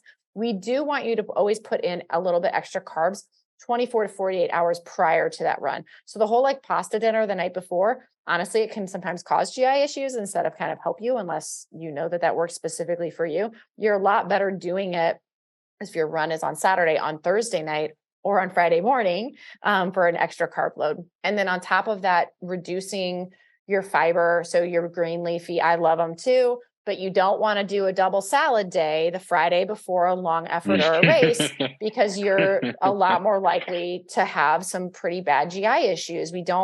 Running's already a diuretic. We don't need leafy greens on top of it. Right. We don't need a fiber bomb. Same with like beans and any of that stuff. We just want to reduce it enough to where, where we can have a successful run. So the morning of, this is real personal. I would just say some combination of protein and carbs. So we have a lot of people that do like peanut butter toast with banana on it. That's, really popular. I know, we've got like a overnight oats recipe here at Edge that people really, really like, that again, kind of has that combo. The periodization before your run starts is also personal. I typically do about an hour before. Some people will do 2 hours. Just putting something in is always better than nothing. Like, just make sure when you're putting it in your log, so you know how you felt on your run, so you can replicate it or change it if you have a shitty run. And the something is always better than nothing is, you can put that with a whole bunch of stuff with running. But when it comes to nutrition, I am one of those people. I mean, I have been up since 5:30. It's 11:19. And I've had very little to eat today, and my stomach just now is getting hungry. I also haven't worked out, so that's why too. I am not hungry when I wake up. I just want water and I want coffee, and I'm good to go. Yeah. In fact, the thought of eating for me is like, right first thing. So what I do is I'll do like a half of a meal, and then after the run, then I have the rest of my meal, and it's already prepped, right? So don't be thinking that you have to like force feed yourself here. Think about it creatively. Something is always better than nothing.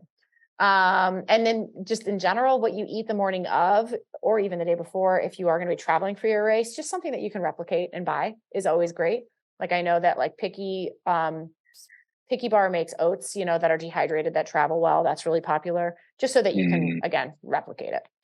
For during your run, Courtney, you are 100% correct that you always want to think about what you're doing from a nutrition standpoint. I put it into 3 silos: fluid ounces, electrolytes, and calories. So fluid ounces, if you're running especially long, or if you're somewhere warm, like you are, not here so much right now, you're talking like a minimum of 10 ounces, and up an hour. I'm more like in the summer, I do about 16 ounces of fluids an hour. Electrolytes. Let's talk about electrolytes. So side note. Oh my God. A hydrated system repairs faster. So if you are running and not hydrating correctly, your muscles not only will have more micro tears, but they will take longer to rebuild. Right? Wow. Less lube in the system. Right? Let that sink in. Yes. Electrolytes are use it or lose it. So you want to put them in before they draw down. This is very different than glycogen and carbs, which I'll get to in a second. So you only have so many electrolytes in your system. If you get really low on them, it can take a full 24 hours to come back, which is also like, if you're ever like really hungover, or you've like done and like gotten heat stroke, that's why it takes like a whole day to feel normal again, because your electrolytes are like, or you get like the stomach flu, you're just completely bled out, and it takes a lot of time and a lot of effort for your body to rebuild them. So popping electrolytes is basically insurance to make sure that you don't get too low. What do electrolytes do? They tell your nerves to fire your muscles. So if you actual get functionality. Yes, that's a perfect word for it, is function. So if you get behind on them, everything feels harder. Everything. Yeah. Everything. What are electrolytes? Salt and a bunch of vitamins. Salt and a bunch of vitamins. That's it. But okay. And yes, this is like part of it. Let me clear my throat. But you're saying that you need to do this before. You're saying you need to get in your electrolytes before you even go. So are you saying that maybe I should just drink a thing of electrolytes? Like maybe there's carb loading like 48 hours before or whatever, but then it's like, or 24 hours before. So then the night before, sometimes I've been like drinking a thing of noon the night before a long run, because I feel like I want to like almost store up electrolytes. Is that a thing? I'm going shopping here. I'm getting examples for us. Show us. I'm just going to sit here and do this. Welcome to Edge. I think that's great. Preloading is really great. There are actually brands out there that do a preload, like Scratch, I know does one, Osmo does one. And they do work, especially if you're going to be training or racing in heat. It's a great way. And also before you race, don't just drink a bunch of water. You're going to want some salt with that so that, you're retaining some of it. And then for during, like options like noon, like you already said, this does not have calories. So let's talk about that in a hot second. But one of these tabs has, where is it? 300 milligrams of sodium, which is great. So one an hour, honestly, is great. And then you have something. So this is something you're going to put in your water and it's going to make it taste different and be a little bubbly. You also have things like that are just caps. Like, so this is like a straight up pill. Those, y'all. I get the ones, I get the ones that taste like orange. Just pop those sometimes just because we don't have any of the chewables. We're out. I do the chewables, you guys. Yeah. I like the chewables are good. I'm like a squirrel. I keep them tucked it tastes and like ready to use to me. So they taste like sweethearts. So, but this is like the pill form. This one's twice as potent as, so one pill equals 2 of the tabs. And on this one, it's 250 milligrams of sodium an hour. We also have all of the vitamins, of vitamin D, magnesium, calcium, potassium, and sodium. So you have, I might need to get that. So doing this during, I would say a minimum of 200 an hour. Some people go up to like 700 an hour if they're a super, heavy electrolyte sweater. That's good things. I promise you, it's one of the things that will make or break you. Like if you ever finish a run and you're like, oh my God, I need Gatorade. It's usually because you're low on electrolytes. I mean, too late, but also cool that your body sends that signal. Yeah. So that's electrolytes. And you're doing a lot right. Well, I also want to, for context too, I think people like newer runners are like, oh my God, what is this like white saltiness on my face, on my body? It's like, that's what we're replenishing. That's what we're talking about, that you're literally sweating out of your glands. And so like, just to give more of a visual aspect to it, because it's like, if you think that that's a lot, it's like, it's a visual representation of what your body needs to be put back into it. Yeah. And what's coming out. Yeah. Exactly. Right. So electrolytes, 2 thumbs up. Oh shoot. I should have grabbed one more thing. And then the last thing is calories. So in the form of usually carbs, right? We don't need a ton of proteins and fats going in while we're running because it's really, our carb stores are about 2 hours worth, sometimes 3 for some people. And our fat stores are 20,000 hours. So you tell me which one runs out first. So we'll want to draw down, right, when we're running, especially hard, we're going to be drawing down our carb sources pretty quickly. So you'll want to be putting those in. Is that like gel? Sorry, you're about to get into gels, it. Yeah. It can be chews. It can be real food. Honestly, this is what you were saying, like test things out. What do you have here? Oh yeah. Maple syrup. Yeah. The Untapped, that one's perfect. Yeah. Lawson got the waffle joints. Yeah. Real waffles. Food. Those are delicious. I like chewing my food. So I'm with you. Yeah. I don't have a Morton's gel, but I have the powder. So that's actually what this is perfect. That's exactly what I should have grabbed that I walked right by and I got distracted by the allure of electrolytes. So the cool thing about what that Morton pack and scratch packs and some of the Noon endurance packs is it does everything in one. And this is what I love. If you have a powder that has calories and electrolytes, you add it to water, guess what? You're hydrating, you got calories and electrolytes.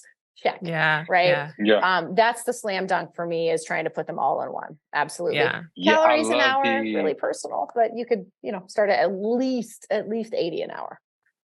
I do love the Noon endurance packs. They like kind of similar to this. I like the mango one. Yeah, they have so they have a whole system actually where it's pre, during, and after that. That has the BCAAs and all of that. What they kind of have on the Mortons is like, if you have the caffeinated Mortons, I don't think it has salt in it or something like that. I think the black ones only have salt. I would have to look, but it's the Mortons is kind of weird when it comes to sodium and salt. So that's where it comes into like just looking at the back, right? And making sure, just like we look at the back of a Noon and we realize it only has, like, of the tabs, it only has 5 calories. So that's not giving that's you not carbs. your calories. Yeah. Okay. Right. So then you need to get them from another source, which might not be a bad thing, right? You just have to like plan those things. Yeah. And so I'm a big fan of gels personally. And I mean, there's tons of different options. There's vegan options. There's some that have caffeine. There's some that, they have different flavors, et cetera. But then it's like, okay, Lately I've been taking my gel like at my halfway point, but maybe that's too late. Maybe I need to be taking it in like the first quarter of the run because I've heard that they don't kick in until like 30, 45 minutes. Yeah, again, I think it's personal. If you tend to, it depends on the run too. Like if the run's harder in the beginning or in the end, you might need it. Or sometimes, they can cause some, if you take them all at once, they can cause some GI stuff. So I would say just play around with it. I'm a big fan of what I call like an IV drip. So not really an IV drip, but like creating your nutrition to occur frequently in smaller amounts. So if you have that gel, eating half of it, maybe at 3 miles and then finishing the rest at 6 miles, that's always going to be a little bit more of an even energy source. Right. Yeah. Or again, if you have a handheld that has, like a scratch powder in it that has protein, oh my goodness, carbs and electrolytes and fluids, that really is more like an IV drip of calories because every time you take a sip, it's providing, what your body's looking for. Yeah. I love it. So informative. I just realized that we didn't cover recovery runs, but that's really easy. Yeah. That's just easy AF. That's it. That's it. It's easy AF. They should be, to your point earlier, Ian, most training plans will aim for, if you look at the overall week, month, 18 weeks, 80% of those efforts somewhere around there should be easy AF. So please keep your recovery runs easy. Wear your cushy shoes, like the Nike Invincible is really fantastic for that. Pick the cushy surface, go out to trail, keep it as easy and conversational as possible to build up that bank account, because those are actually my favorite types of runs, especially with people, because I think that's where we do a lot of our bonding. Maybe you like to head out on your own to get a little bit of headspace. These are really great for the audio guided runs, especially the mental, what's it called? Audio guided ones. Those are some of my favorites to listen to. But keep your easy runs easy and put them in between your intensity and duration pillars. Can you just talk real quick about why a recovery run is so great, especially for like just flushing things out after like a hard run, in between these efforts, those main efforts, the long run, the speed and all that, because it's not, because sometimes I don't want to do it because I'm like, oh, it's a recovery run. What's just 3 miles? What if I just took the day off? What's the point? So one, you're still making deposits, right? You're still making that nice aerobic deposit and building up that density.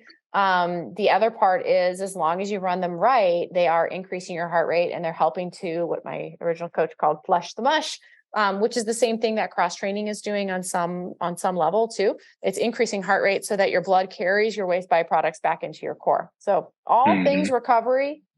And you're saying it's flushing it back into your core, which means what? Your like lymphatic system is what's scrubbing it out. So this is this is what all of Edge is built on too.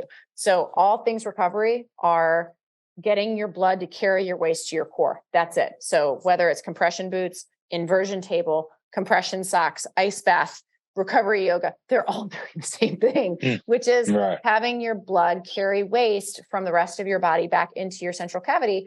All waste leaves through your lymphatic system, which is here, but it doesn't have a pulse. It has to ride. The motorcycle always has to be blood. The sidecar is always waste byproduct.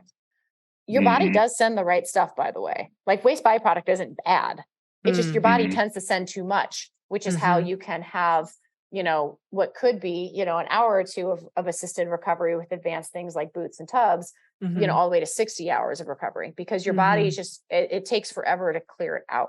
Right. It doesn't have its own pulse. That's a really good way of putting it. So you just always want to assist your body to get that blood to carry waste back to your core. So which then flushes out how though? Exactly. Like, I guess, that's through your lymphatic system. Yeah, it gets processed through your lymphatic system, and then it not dissipates. A doctor on how it scrubs it out, but that is the system that's why your lymph nodes are so important, and why they get big when you're sick, because it's not effectively, it's getting backed up, right? So that's what recovery run has, a high heart rate, right? Because we're running, not high heart rate, but it's more elevated. Sitting. Right. It's elevated. That's a perfect word. So because of that, you're having blood pumping, and blood is bringing waste byproduct. Really important to keep a super light cadence on it, not trudging at all. just because that high turnover is going to mean that you're not overloading your musculoskeletal system. And it should be fun and I was coaching on Tuesday, outside in the dark in the morning. And there was a gentleman that ran by me. I was waiting on my athletes to get back from their warm up. 100%. I sit and drink coffee for the 10 minutes that they're out on their warm up until we do dynamic stuff. So I'm just sitting on the bench drinking my coffee, and he trots by, and I was like, it would be creepy to take a video, but he is doing this. It was just like this perfect little easy trot. He was just finding his flow at 5:45 in the morning. And I was like, that is exactly what an easy effort should look like. Love it. Wow. Every time you come on, I'm like enlightened. Also, you guys ask good questions. Reminded. Yeah. Like a lot of the stuff, again, like Ian and I were saying in our intro that like, we know a lot of these things, but I think it's about like every year, every season that we start a new training session, like situation where like, sometimes it's about breaking apart the process and putting it back together. And I like kind of looking at, okay, what am I doing? How can I make adjustments? Just because this has worked in the past doesn't mean it's going to work here. And that comes down to even like nutrition. And it's like, yeah, let's have this conversation with ourselves on this podcast at least once a year, because it's like, there's always something new. There's always new developments in science that can be talked about too. So it's like the conversation never gets old, and it's useful for not just beginners, but like, really, even runners who have been doing it for a long time, again, because it's like, there's always an opportunity to make our process more efficient. Well, and you guys ask the right questions for the right 100% the right people. You feel like you address all levels of distances and all levels of runners. And for me as a coach, it's really great to remember some of those things as well, so that we can continue to, right now, my number one job as a coach is to arm runners so that they can be their own coaches, or coach to the person next to them. And yeah, you guys are doing a great job at that, and keep it up. Keep it up. Get nerdy. You're on mute, Ian. Listen, I've been having all type of microphone issues. My headphones went out.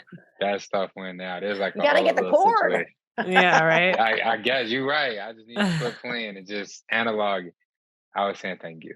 Yeah, thank you. And also, I'm excited for these new, the expansion of your podcast as well. I'm such a podcast head that I will definitely be listening and sharing the nuggets that I learn on here too.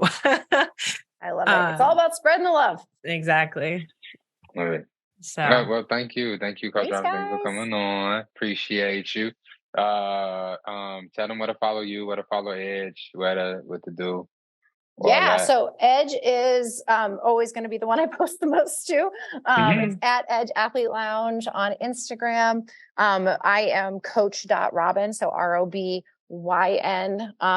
There's a dot in there still. I'm trying to get the full one, but she's not giving it to me. And then, of course, we have the pugs. Gosh, they are really out today. They are Pug Covery, and I would say that's my most fun account. I don't post a ton to it, but you get to see these guys. Hi. Wait. Don't tell me which one this one, because that's not Duke. That is why am I blanking on his name? Wait, Think Army. Tank. Oh, Tank. Yeah, I was like, I know it wasn't Duke, but then I was like blanking at Hi Tank. He's like, I love Pearl. Yeah. Oh, here she is. She's passed out. Everybody's passed out. It's Duke's birthday today, guys. It's a big day. Oh, thank you so much for having me. It's Duke. Yeah. Oh my God. We're really driving the train off the tracks, but I'm here for it. Let's go. Here we go. I mean, you got to spread the Pug Covery, even online. Hi. Everybody watch the video if you're listening to this podcast. Exactly. Thanks, guys. I appreciate you. Thank you. That's so awesome. Wow. Coach Robyn is like, she's I don't know. What do we call her? She's like a star guest.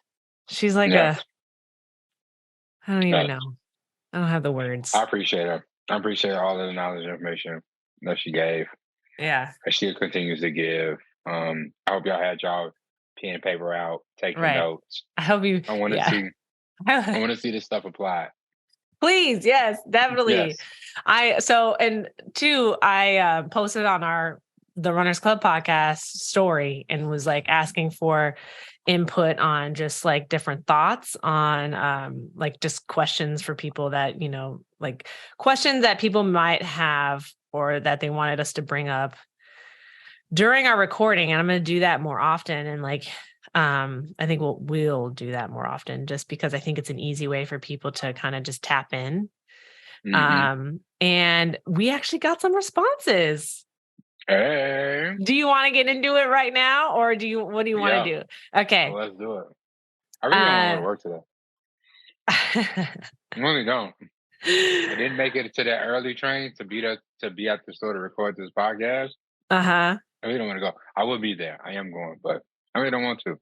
So yeah, let's go. Well, first of all, we got so many requests for Kristen Gonzalez to be on here. So I think, we're going to have to reach out to her to get her on because that was like 80% of the comments. It's like, she's so inspiring. And I'm like, okay. So many people, not even just there. What are we doing? Prior to this, why are we stuff like that? We need to have her on. But I mean, let me just tell y'all, okay? Let me just tell y'all, and I don't even know, this might be too much information. Sorry, Davey, but Davey and Kristen are racing Shamrock. So she would not be on before Shamrock. Yeah, like we need to, right. We're going to let them do this and stuff. Right. I know she got some funny shit to talk about with the marathon and stuff like that. My goal is to have her on after this race because I got more money on Davey. So, there might be a steak dinner in this somewhere. Race. And I'm trying to figure out if I can, if me and Davey gonna get treated by her and Karen or to a steak dinner. Like I'm trying to figure it out. So don't worry. We got y'all. We gonna get her on. we have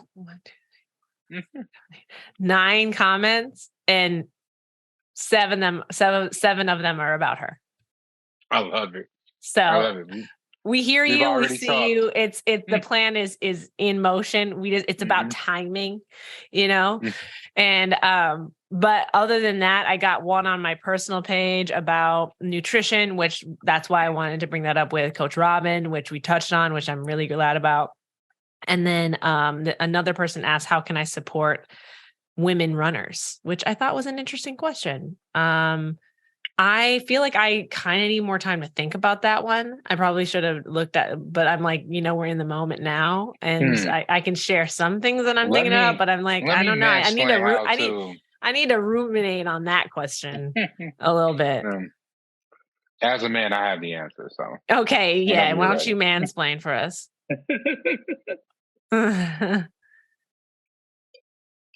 Yes, take your sip of water. Oh yeah. My bad.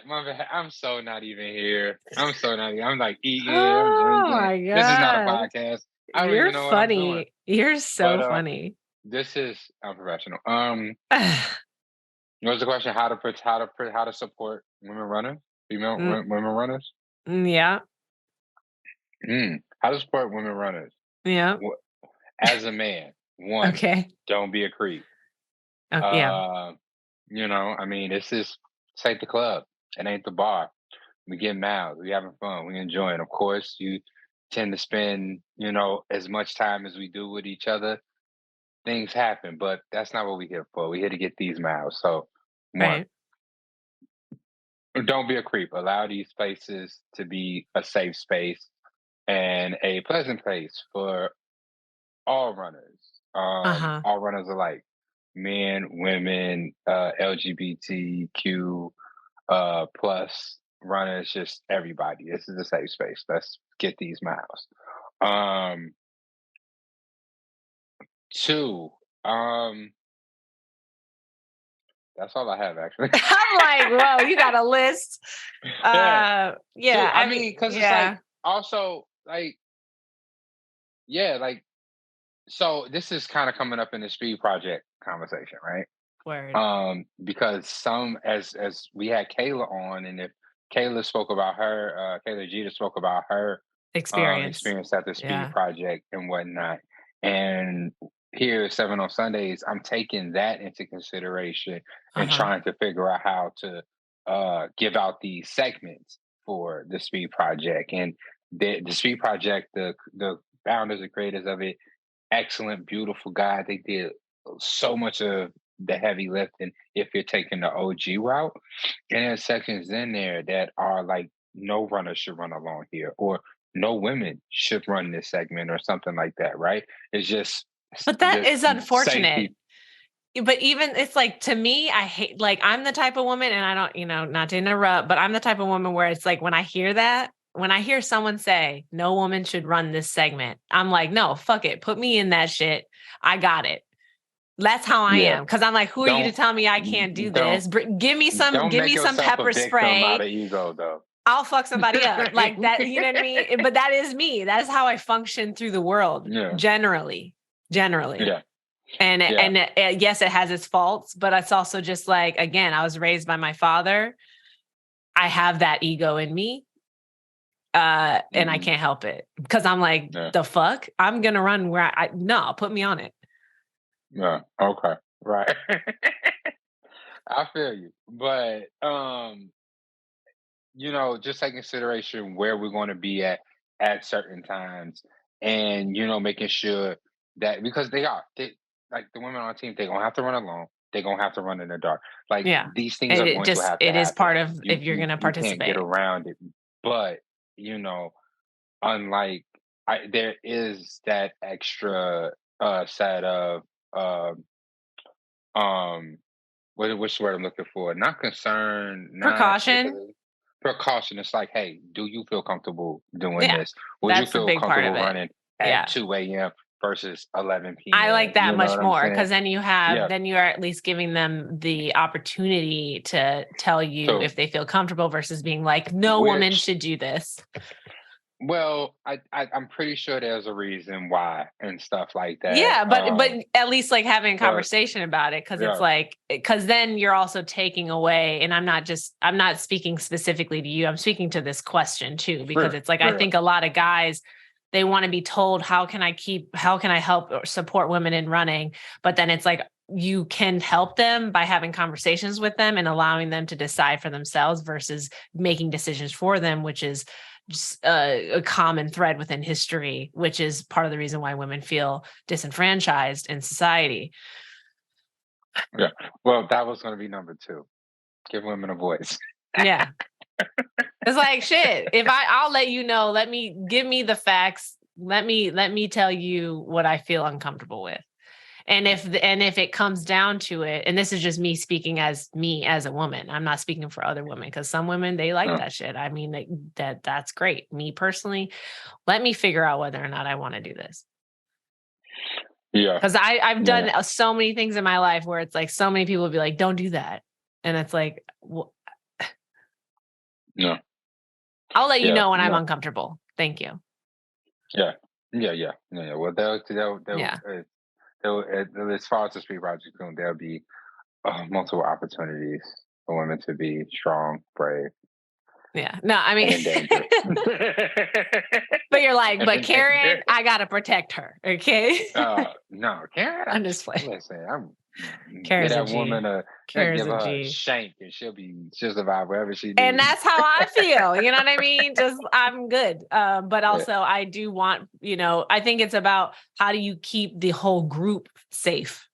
Yeah. 2000%. 2000%. But I mean, honestly, joking aside, not being a creep and giving women a voice, the only 2 things that I personally know, and I'm down to hear from listeners, to hear from you yourself, Courtney, what else can be done to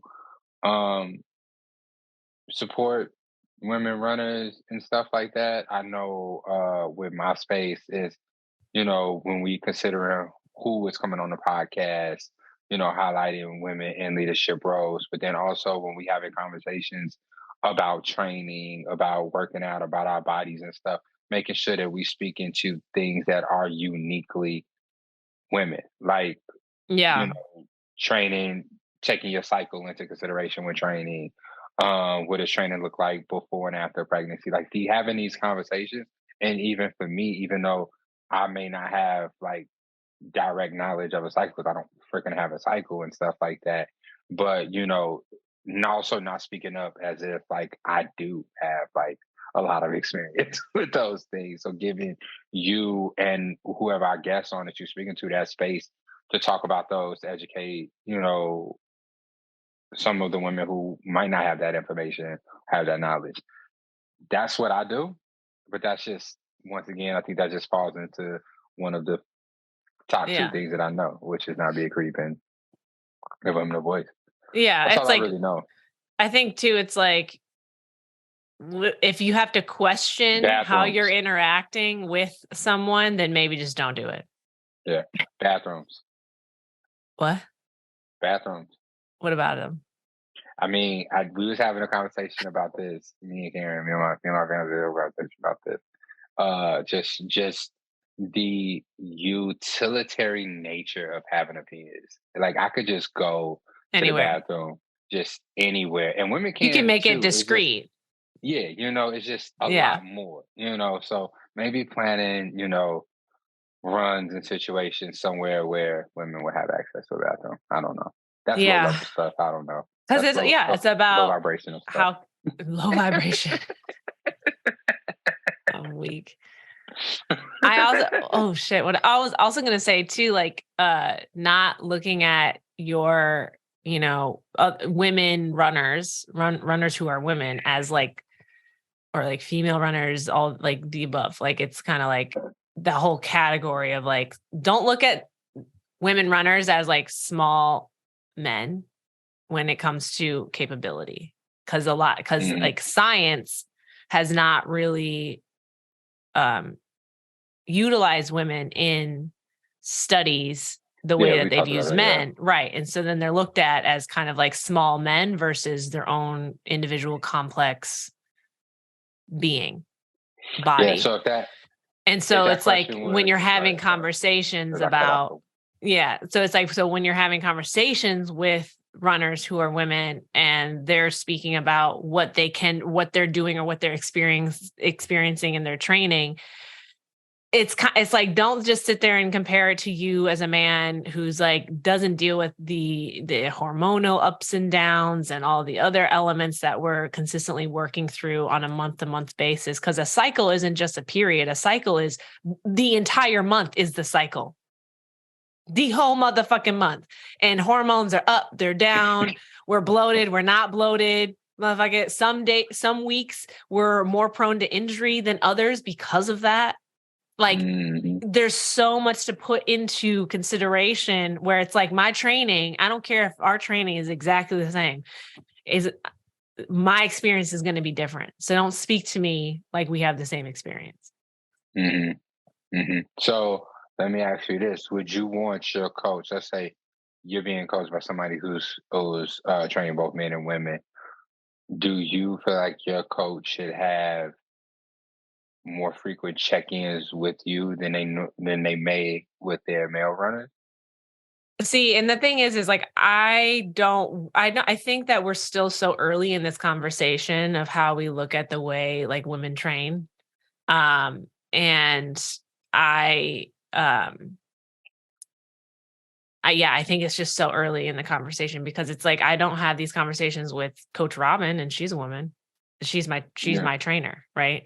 It gets brought up. It's not that she's unaware, right? She knows that I'm, but it's also just like, we're not at a place yet where I have seen a more prevalent conversation about how women can start to train according to their cycle, just like how you're talking about, I'm training according to what my Whoop tells me, right? These are very nuanced ways of training that break away from this structure that basically was made for men, right? And we've been going and using this structure of like how a week should look for training that is, it's not based off of anything other than like, it's not based off of the individual is what I'm trying to say. So we're not there yet. I don't think we're there yet, but I'm just saying, like, as a peer, just know that my experience is different as a woman. Yeah.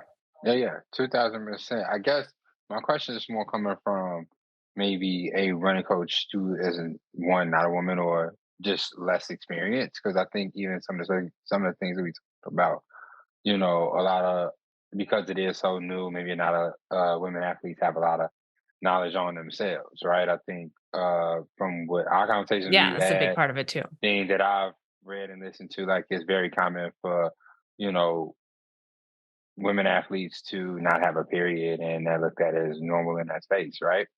But I guess going back to just this initial question, like let's say it's, you know, a regular just run crew leader who is just taking into consideration that they have female runners and stuff like that, women runners, and they're creating a plan for the whole group to maybe kind of train together in a space and stuff like that. No, we, we can't personalize a training plan to every specific women or a personalized training plan for the women runners and the male runners and stuff like that. But just, you know, taking into consideration that women are experiencing this training plan. This training plan was built with all of the information and knowledge that we have that's geared towards men, but understanding just low level that women are going to experience the training plan different, not just on a personal level, but just as a group, they're going to experience it different than the men that's on the training plan.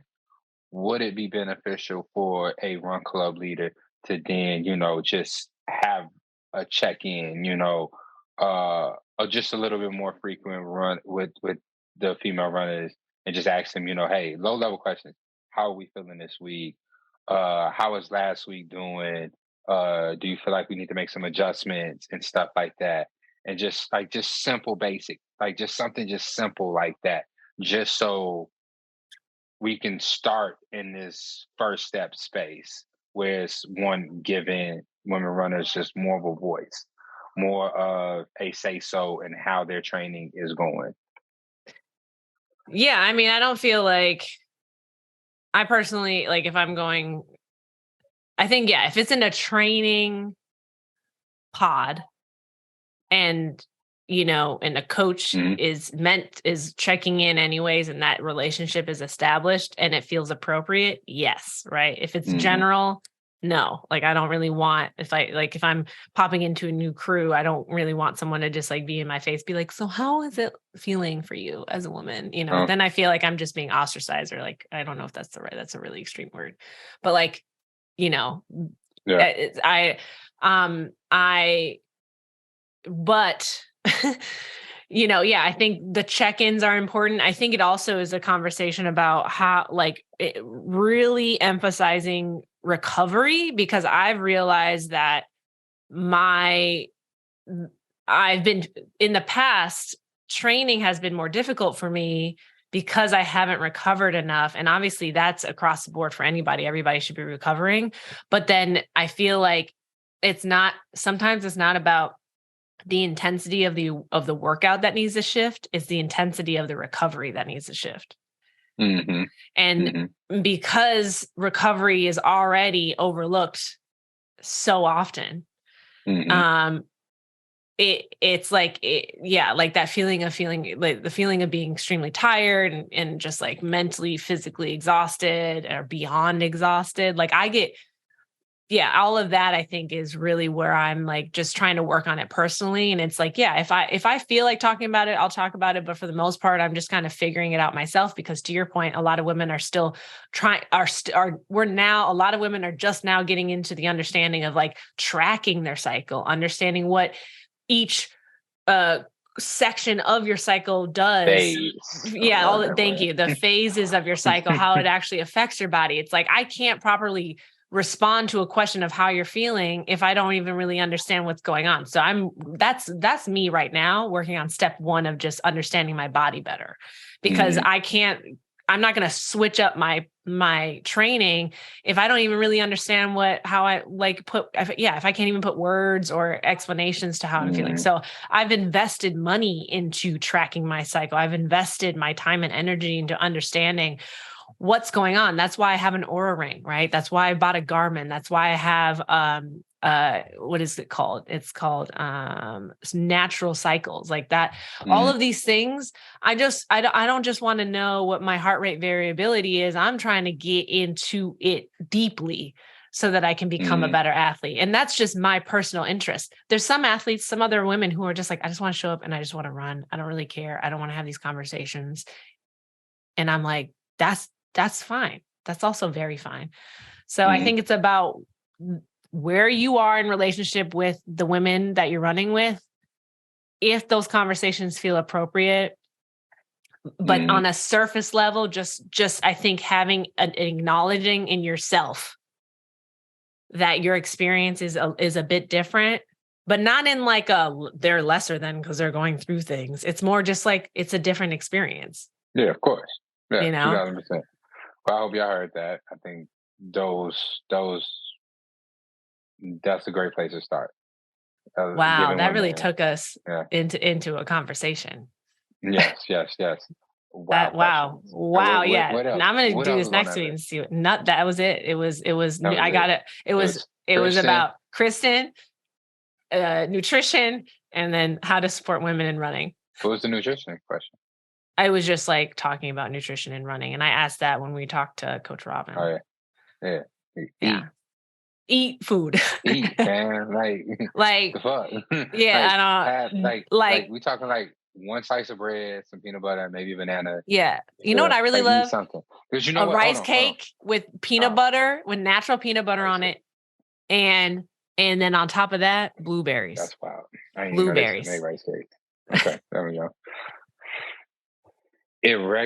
You fast. Okay. When you sleep at night, you sleep for like somewhere between 5 to 8 hours a night. Let's hope it's not 5 hours. I mean, we all ride our own horse. Okay. So anywhere between 5 to 8 hours, you probably ate, you probably had a meal maybe 2 to 3 hours before you went to bed and stuff like that. You fast until you wake up in the morning, and then you about to go and push your body in some, physical way. Like your body needs some food to be able to regulate its blood sugar, be able to regulate whatever's going on in it. It's getting your body ready. Okay, you're putting something in your tank so your body can run more efficiently. And then, like we said in the conversation with Coach Robyn, if you're doing a long run, if you're going over an hour, if you're going over an hour, 30 minutes, take some nutrition with you to have something to eat, something to have to refill your body during your run. Yeah. It's that simple. Figure it out. We're not saying have a meal. You don't need a whole bowl of cereal. You don't need bacon, eggs, and pancakes. Just something to get you started. And start small. Start light, especially if you're not a big eater in the morning. Start small. Start light. Figure out what works for you. This is completely a personal thing that you have to figure out yourself. But do something. Fasted cardio is a thing out here, but I get it. But that's like short shit, like 30-minute things. That really is what they're talking about. And they're really speaking to people who mostly weight lift versus are like endurance athletes. Yeah. Majority of your running is going to be a tough effort, or it's going to be a longer effort. Get something in your body. Like don't beat around the bush. Just do it. Well, yeah, it's like, what are you supposed to be running on gas? Like literally like just fumes. Like it's like just fucking fumes. Like it just doesn't make any sense. She also, I was going to ask Coach Robyn to talk more about how she describes your body, that like your muscle, your heart as like an engine. Cause like next time we get her on, we should probably have her talk about that, because that's how we're looking at the body when you're in training. Right. And even how like you can overwork your engine in the beginning of a run and it can just kind of overheat and then you're done. Think of it like a car. Yeah. It's like you can only push it so much and you have to pace yourself, and pacing we didn't talk about pacing. See, we got to have Coach Robyn back on. Jesus. Okay. But, I feel like we can transition, because I love that. Let's keep doing dropping the question box on Instagram and then seeing what we get. Cause so far that was really great. That was like a highlight right there. But I think we should transition. I have something to share for like the thing this week that I discovered in my recovery that has changed my life. Okay. What's that? Should I start with that? Okay. So I went to Girl Gang Crazy. They gifted us a like 3 complimentary sessions at Myo Detox, and Myo Detox is like a physical therapy clinic, and it's very chic inside. It's like the vibes are right. It's not like any other like physical therapist office. I was like, this is real cute. They got the wood paneling on the walls, and then the door to the bathroom is part of it. So it like you don't even know there's a door there until you see it's a door there, and then you're just like, oh fuck, there's a whole bathroom. It's just like, wow. Everything is black on the inside. I was like, this is cute. Like, you know what I mean? I'm coming back. Yeah. It's giving vibes. So I was there, and I talked about this. I saw Nina. Nina was dope. She showed me some stuff. But then I was like, okay, how do I think it's called, I'm going to look this up as we're talking, but I think it's called scraping. Is this that guasha shit? Yeah. That was the word, guasha. Okay. See, I'm glad that you said that. Yeah. Cause I think cause I saw this brand, I saw an ad on my social media about, it was like this woman talking about, I'm a runner and I do scraping all the time. I think all runners should do scraping. I was just like, is that what that's called? I don't know, but I'll circle the block on that one and talk about it next week and confirm whether or not that's what it's called. But I was like, oh, I have a gua sha at home. That's basically the same thing. It's not a metal device, but we in there. Mm-hmm. So, because I've been needing to work out my shins because they get all knotted up. And then that means that there's a lack of blood flow, which, we just talked to Coach Robyn. She was just talking about, like it's all about the efficiency of how your oxygen and blood is moving through your body, because that is functionality. And I was like, let me just try doing this at home. And I have this, it's a THC CBD balm from Cosmic View, which I bought for like my cycle when I have cramps, because it has like really deep healing effects. And this one specific, and they have different ones. This one is Cycle Soothe, but they also have one that is for like deep down athletic balm, which is basically kind of the same thing, but it has like a menthol aspect to it, which I'm going to try that next. But this one that I have is just as good. And what it does is it says it's 100% organic, doctor formulated topical blend of premium artisanal ingredients. It's loaded with cannabinoids and natural pain relief, relieving and anti-inflammatory botanical terpenes to bring fast and potent relief. So I was like, that's cute, right? Let me rub this on my shins. Okay. And so I put that on my, like the area that was really hurting to give a bit of a slick aspect to when I'm gua shaing my leg. And I'm like, okay, it's got all the terpenes and whatnot. And I'm like, really working it out. When I tell you my left leg, I don't feel my shin at all. I don't feel my shin at all. Like, it's amazing.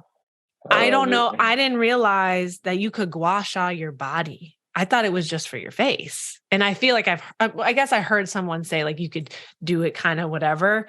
And I mean, you want to move towards your heart always, like no matter where you're going. It's even when you're like dry brushing, because dry brushing also exfoliates the skin and activates like your lymphatic system. But when you're doing that, you always want to go towards your heart, because like how Coach Robyn was saying, you're moving you're moving everything to your core so that I can have lymphatic draining. Same thing with the gua sha. And because, I mean, this is made out of stone, I'm like really getting in there and putting the pressure in. And then you have the terpenes from the THC and CBD, the cannabinoids.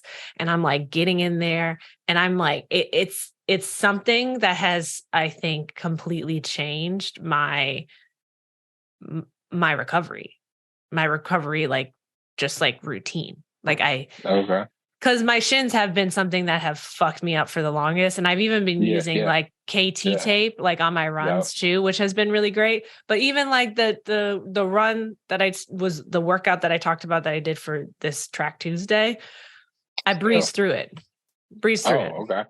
Like I was flying. I could have gone, I was like, oh, we're at 7 miles. I could do more. Finished it, smashed it. Okay.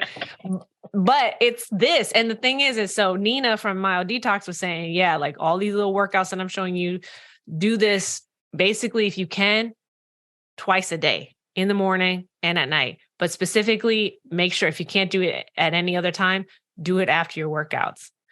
And so now I think, and I've heard a lot of runners, I've heard a few runners who are very dedicated to the recovery tell me that, like, if you're working out for hours on end, you need to spend a good portion of the time that you spent working out recovering, if not like half of that time or the same amount of time. So when I come home after my long runs, I'm hitting the ground immediately.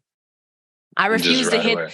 I refuse to hit the couch anymore, because I used to just do my long run, come home, eat, crash on the couch, Netflix and chill all day long. That used to be my routine. And I'm like, I'm tired of that, because then I feel sluggish all day. I don't really feel like it is proper recovery. Yes, I'm drinking water. I felt like that was recovery. I was like, I'm not moving. I'm recovering. I'm not moving. I'm not doing anything. Yeah, like that is recovery. But then I'm realizing, no. You have to flush shit out. You have to you need to stretch, because if you're not moving, then you're stiffening. Yeah. And things are being stuck where they were. And so this is my testament to that, because I've never felt better after feeling like I felt like I was on the edge. And I don't know if I said this before, but I like a week and a half ago, I was like, I'm done. I'm quitting. I'm not running the marathon. I was like, I think I'm going to run the half.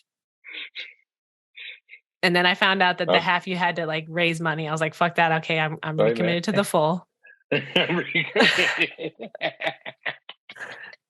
So, but that's what I wanted to share this week, because get you some balm. And if you don't have the scraper, because these scrapers are like these metal devices, which are useful, but it's like, if you have a gua sha at home, just use that. The funny thing is that, I was doing some young birthday shopping for Karen, and that's something that I saw. That's something that I saw was like a whole kit of the scrapers. Like, do it. I don't know, like maybe it's like $30 or something like that. Yeah, I think I'm going to invest in some, because now I'm convinced. Because you can also get, because even if you're tight in your shoulders, get it. That's on. And then I'm sorry, I'm excited now, because once you scrape that shit out and you start getting that blood flow in there, because if you really know when you're making a difference, when you start seeing little red pockets start to come up to the surface, because then you know that the blood is coming through. Then hit it with the compression gun. Then you're just you're vibrating that shit out. Yeah. Then go to hot yoga the next day or that day. Oh my God. Fucking great. Oh my God. I love it. Only thing fucking about fantastic is that Karen's gonna put me to work even more than she does now. I just need to take a personal massage course at this point. Yeah. That's just where we at with it. So I mean, she's a win runner. She deserves it. Yeah, she deserves it. She deserves a lot. But these hands, these thumbs. You getting tired? Fatigued? Tired, boy. They tired. And I be over there just doing shit. And it's like, yeah, get them elbows in there. I just be running this shit. I'm like, baby, I don't know what I'm doing. Do it feel good? Like, yeah, it feel good. I'm like, all right, cool. I'm just gonna keep doing this. And I don't know. I'm making this shit up as I know. But yeah.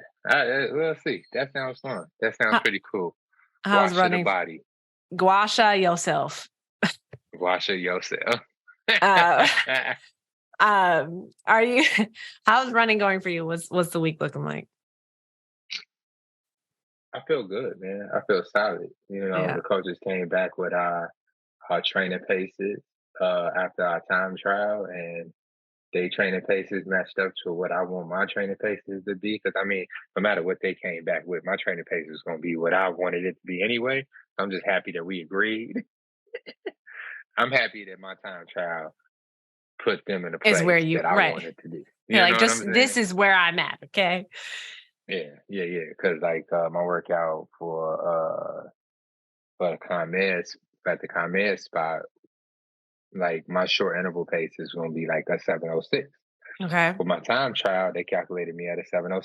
So I'm like, okay, cool. You know what I'm saying? It sounds like we're meeting in a good place. Okay. It works. So I'm like, cool.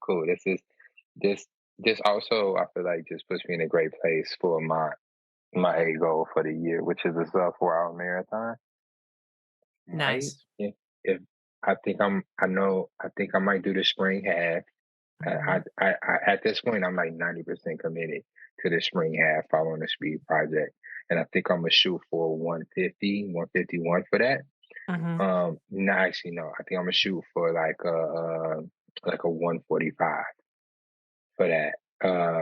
And if I'm able to do that, then I'm pretty sure that I'll have a significant sub 4 hour marathon. Yeah. I'm just going from one. I'm just going to go from the street project, recover a week, slowly run the second week, or maybe recover that second week. But I'm going right into a half marathon training program, and then right into the full. Like I'm just not even stopping. I might find me a half in the winter. I might do F3. I feel like F3 is a solid race and a good way to just keep you going. Is the F3 a 8K? What is that? No, it's a 5K and a half. Oh, word. Okay. Yeah, That's quality. That's quality. I feel like now I'm like really interested in more half marathons. I kind of want to see what I can do with halves. Well, I'm looking at it like this. I feel like the half to me seems more approachable if I want to use races as a focal point for different training blocks. Yeah. Versus I know some of the runners that we know tend to do multiple marathons throughout the year. I feel like A half, I marathons feel is like just too much that's on a the body. lot. Like I don't, I don't want to do that.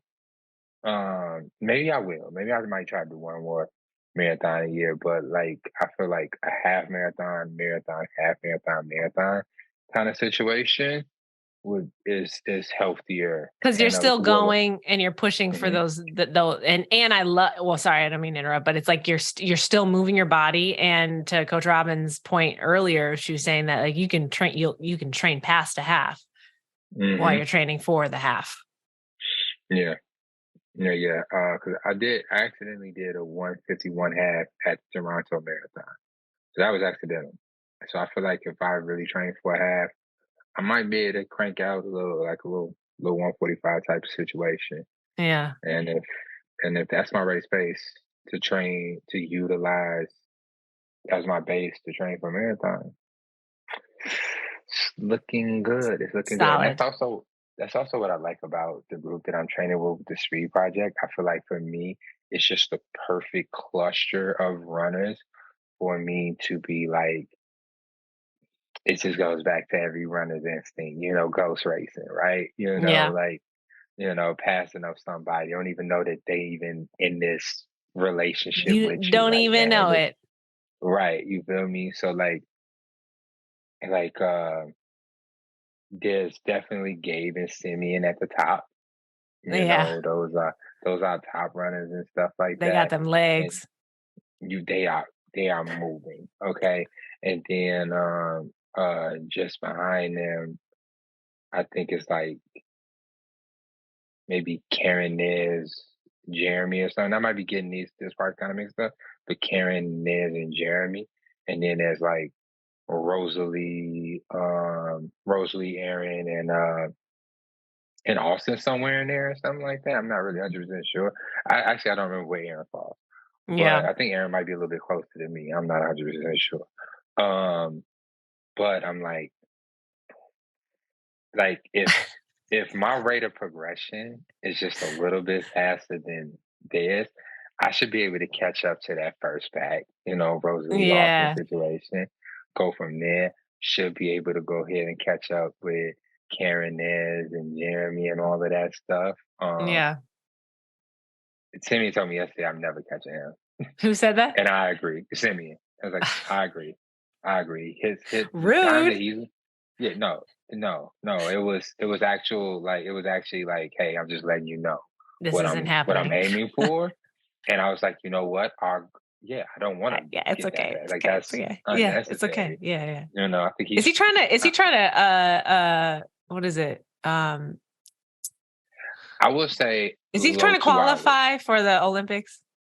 I don't know if he's trying to qualify for the Olympics. He did not say that, but I know it's a low 2-hour number. I'm not gonna throw his number out there. I don't know if he wants that to be public information, but it's a low 2 hours. Okay, it's a low 2 hours. I wasn't even Jeez. thinking about two shit. Do Okay. nothing. You know what I'm saying? Like I was trying to do low threes and just be a happy man, Right. go raise my family, pass on my Jesus. legacy. You feel Uh-huh. me? I I don't know. I don't know what Gabe's goals are either. Gabe is another runner. And I mean, like I said, like, and this is all now like I'm not even with Karen, Jeremy, Nez, Rosie Austin. I don't some of those people I feel like I can catch up to within a year. Yeah. But most of those people I feel like it's still gonna take me 2 years. Gabe, Simeon, their rate of progression, whatever they goes, I feel like there's no way in the world I can catch up to them in under 3 years and stuff like that because that gap is just so far. Yeah. Maybe not. We'll see. But it just feels real good because these are all really good, solid runners, and I feel like they're really good people to kind of inspire towards and stuff because they will be continuously getting better, and I will be continuously chasing them. But I feel like they're not so far ahead of me where the idea that I can catch them and be as fast as them, if not faster, is completely unrealistic. Right. And that's what I love. That's what I love about it. So we going for it. The moral of the story is here, folks. You can ghost chase. And also, the way you get faster is by running with people who are faster than you. Yeah. Yeah, that's how you get faster. If you want to get faster, find people that's faster than you and chase them. Yeah. And and that is terrifying for me. Why is that? Not even gonna lie, because I'm intimidated. I don't want to be left alone in the darkness on the road by myself. I am. On the middle of a freaking trail by myself. That's the image I always get when I think of running with people who are faster than me. Like the first 15, 20 minutes of the warm-up workout, it's like great, fun and games, and then you're alone. I went to waterfall clan with Karen and Gabe. Yeah. Karen was like, Karen in the car. She's like, I don't know what Gabe running, but I'm not gonna run with him. Like I'm not catching up. I'm not doing all of that. I saw they ass for like 5 minutes. I was out there by myself. By yourself, exactly. That's terrifying. It was like, I don't like it. I'm not running with Gabe. Nah. They started talking. Done. Half mile in, they was gone. They just got they just got little as they went ahead. I was like, okay, bye. And and the motivation though there is that like the question there could be, well, how does that motivate? How does that make you faster if they're not even running with you? It's like because they're ahead of you and you're trying to close the gap. Yep, and not close the gap on that run because keep in mind, y'all. Yeah. There was intention in going out there. We weren't going out there for play. That was a training run. So I still had to stay within my pace. They was in their paces. They easy run paces just 2 minutes, 2-3 minutes faster than mine and stuff like that. I still had to stay within my paces. Yeah. But it reminded me that like, okay, that is where they are. I have to make sure that I'm doing this one right so I can eventually catch up to them. Because for me, this is all strategic. Like this is probably too much for the public to know because they might start looking at me a little different because that's also a part. I'm like, I'm also looking like, how does some of these people train? Like if I can train better than them, I might have. Where can you get the edge up on them? You know what I'm saying? Exactly. Where is the edge? Because these are all high level athletes. Yeah. Okay? But every athlete has an area of training that they're not paying attention to as much. There's always a gap somewhere. And if you could kind of, only people who really know this is, well, not everybody knows this, but Karen and Simeon are the only people. I think Rosalie might listen to this podcast, but like everybody else, I don't really think listen to this podcast. So they don't even know what's going on like that. And they don't even know that my motivation. Like I'm like, okay, I see you. I see you. I'm coming for you. We're closing the gap. Come. I don't even have anybody to ghost race at this point. Yes, you do. We talked about it. Oh no! See, We're not going down that road. Okay. No. I'm not talking about that today. All right. It's okay. Yeah. You got it though. Yes, you do. You got the travel. gap is huge, ginormous. It's the motherfucking Atlantic Ocean. Okay. Do you think you're the fastest person in the crew that you're running? Is you training with right now? I don't know if I would go that far. I'll just put it this way. Right now, with the crew that I'm training with, there's a variety of levels of experience. Mm-hmm. And currently, like, if we do a track, if you want to talk about speed, when we're doing track, I am, if not in the front, like the second to the front or the front. I'll finish the workout usually first, which is so strange for me. I've never, ever been in that situation. I don't even feel comfortable talking about it. Yeah. Because I feel like I'm being rude. It just doesn't sit well with me. I've always been in the middle. I've always been in a situation where it's been co-ed. I've never just and I've also been like, if I did run with all women, it was like wind runners and they were running laps around me. You okay? That dry mango came back with a vengeance. Yeah, I was like, something just happened in your throat. Oh shit. Yeah, like I've never. It's always pause. I hate you. I hate guys for that. I hate guys that pause. Okay, sir. But yeah, yeah, I'm like the only other all women's group I've ever ran with was Wind Runners, and I did like one track workout with them one time, and I thought I was going to throw up. I couldn't handle it. I was like, because there was no way I was. You don't do it with. Yeah, I wasn't. It was also like Coach Robyn was like, maybe you should do this workout. They're gonna do this workout. You're gonna do this workout. Okay. And I was like, cool. So yeah, it's weird. It's weird being in this position where like, yeah, I mean, and the thing is I also, because, and I refer to the track as an example because like on our long runs, because of our variety and experience, runners are running at with different philosophies. So again, I purposely do not want to be, I like almost don't want to be the first one back on a long run. I want to make sure that I'm going to find someone to run with, and I'm going to run at a slower pace for me. And I'm going to keep it easy pace. We're keeping it easy AF. I might, if I feel good, I might throw in a kick in there. I did that last week. But for the most part, I'm going to try and have a conversation with somebody. If I feel like someone is up for talking, I'm talking to you, and we're going to run all these miles together. Yo, little tip for our listeners too, because I was like watching like this YouTube dude, which I want to have on a podcast. I just want to follow him as he's training for, I forget what marathon he's training for right now. Yeah. But he's training for, he's actually a Chicago runner and stuff like that. I want to continue to follow his little YouTube journey right now, and then afterwards see if he's willing, because he has a really big YouTube following. So he might be like, "Who are you guys?" But we'll see. What's his name? I'll tell you later. I don't want everybody to go watch. Oh, I thought you was about to talk about it right now. I was like, okay. But no, he was talking about he was talking about how to find your zone 2 heart rate. Exactly. And stuff like that. And it's basically it's like 180 minus your age, which for me would be 147. Excuse me, what?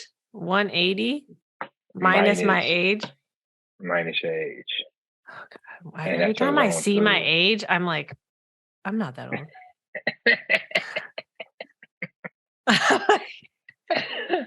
Like writing my age down, I'd just be like, that's a fucking lie. That's I cannot get not that I'm that old, you guys. I'm literally 31. Okay. But me, how old am I? 32, 33? You're 30. You're older than me. You're like 34. I'm not 34, fam. No. When I met you, you were like 31. And I was 28 or 27. No, fam. Yes. No. So how is it that you're not 34 right now? At least. What year we in? 2023. So my zone 2 is 149. I'm 34 this year in April. I can do math. April. It's okay, January. Sir. Yeah. It's January. I am What does 33. that make you, an Aries? Yeah. Yes, I'm 33. Let's get it right. Okay. Well, my point is that I have a hard time remembering that I'm 33. I'm 33. Clearly. But we're 34. We're not 34 for another 3 months. Okay. Yeah. Congratulations. Yeah, don't be talking about you. You met me after my birthday. Right. Exactly. I did. I definitely did meet you after your birthday. Yeah, so my zone 2, and again, we're talking about our aerobic zone. That's what the zone is, aerobic. That means aerobic, meaning air, meaning you're getting lots of oxygen to your muscles. Anaerobic is when that talks to your slow twitch muscles, because those slow twitch muscles don't get as much oxygen. And the fast twitch muscles are in that anaerobic zone. The slow twitch muscles are in the aerobic zone. And that the slow twitch muscles are, again, the ones that take years, months and years to develop over time to really get you into that full running peak. And so, this is that. My number right now is 149. And I knew that because my Garmin tells me that. I knew that. Yeah. I'm gonna test it out to see what it is on the Garmin and stuff like that, because like I said, running those trail runs and trying to run them at what my road easy pace is, it still felt too hard. So I was like, I need to slow down more. Is what I'm feeling, but we'll see. But I don't know. That's my running in a nutshell. We out here, we training.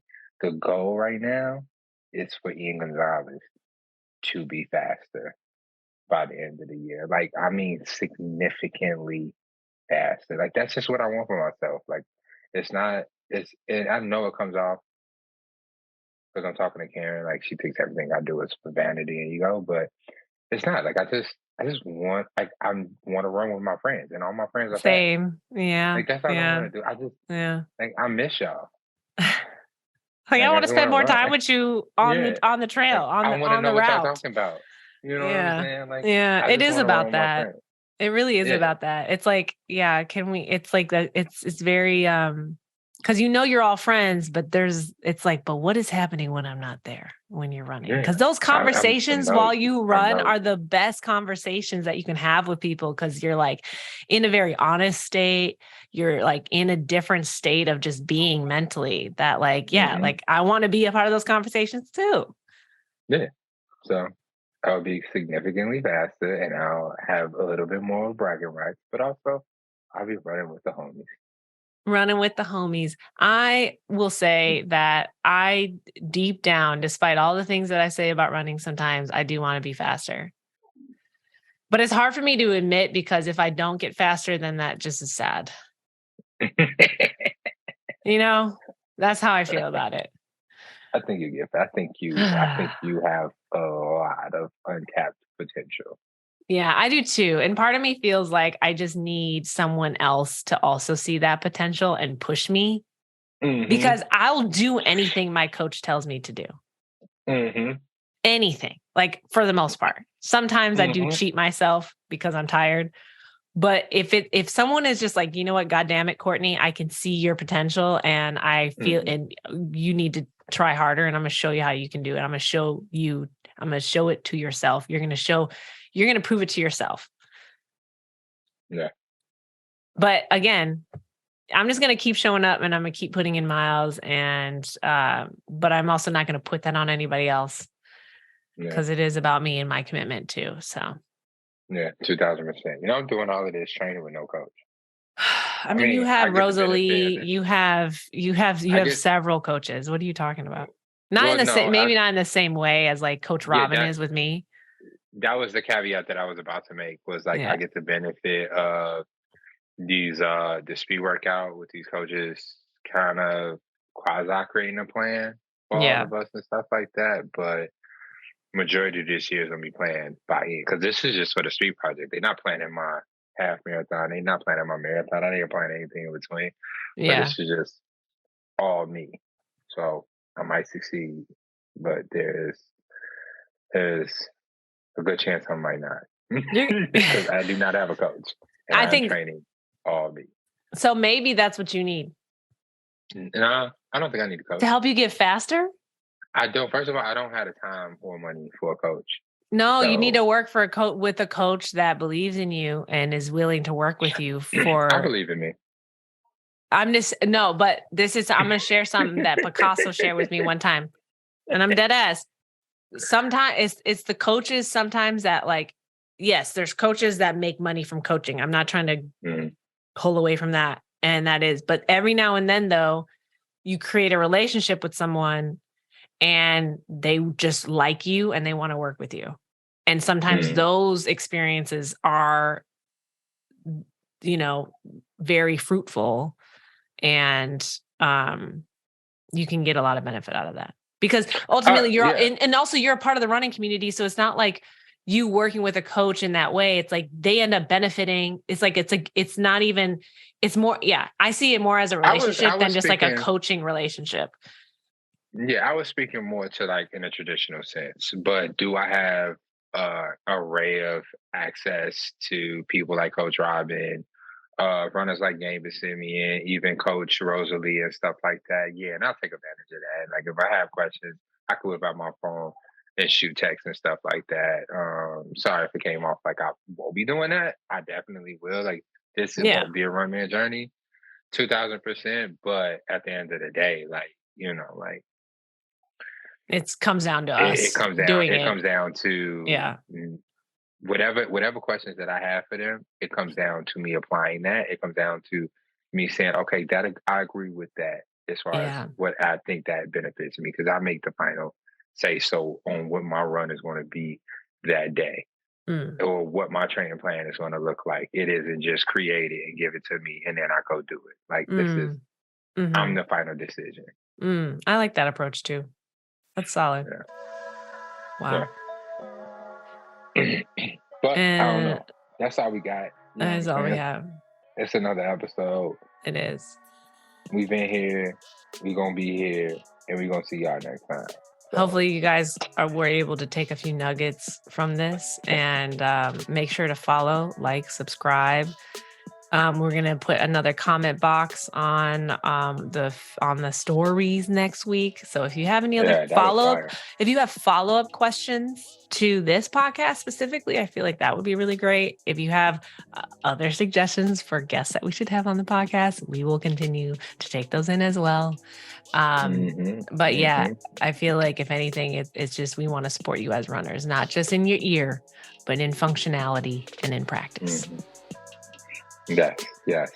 Word to Christian Gonzalez, man. Got fans, man. Fans. All right, y'all have a good one. Peace.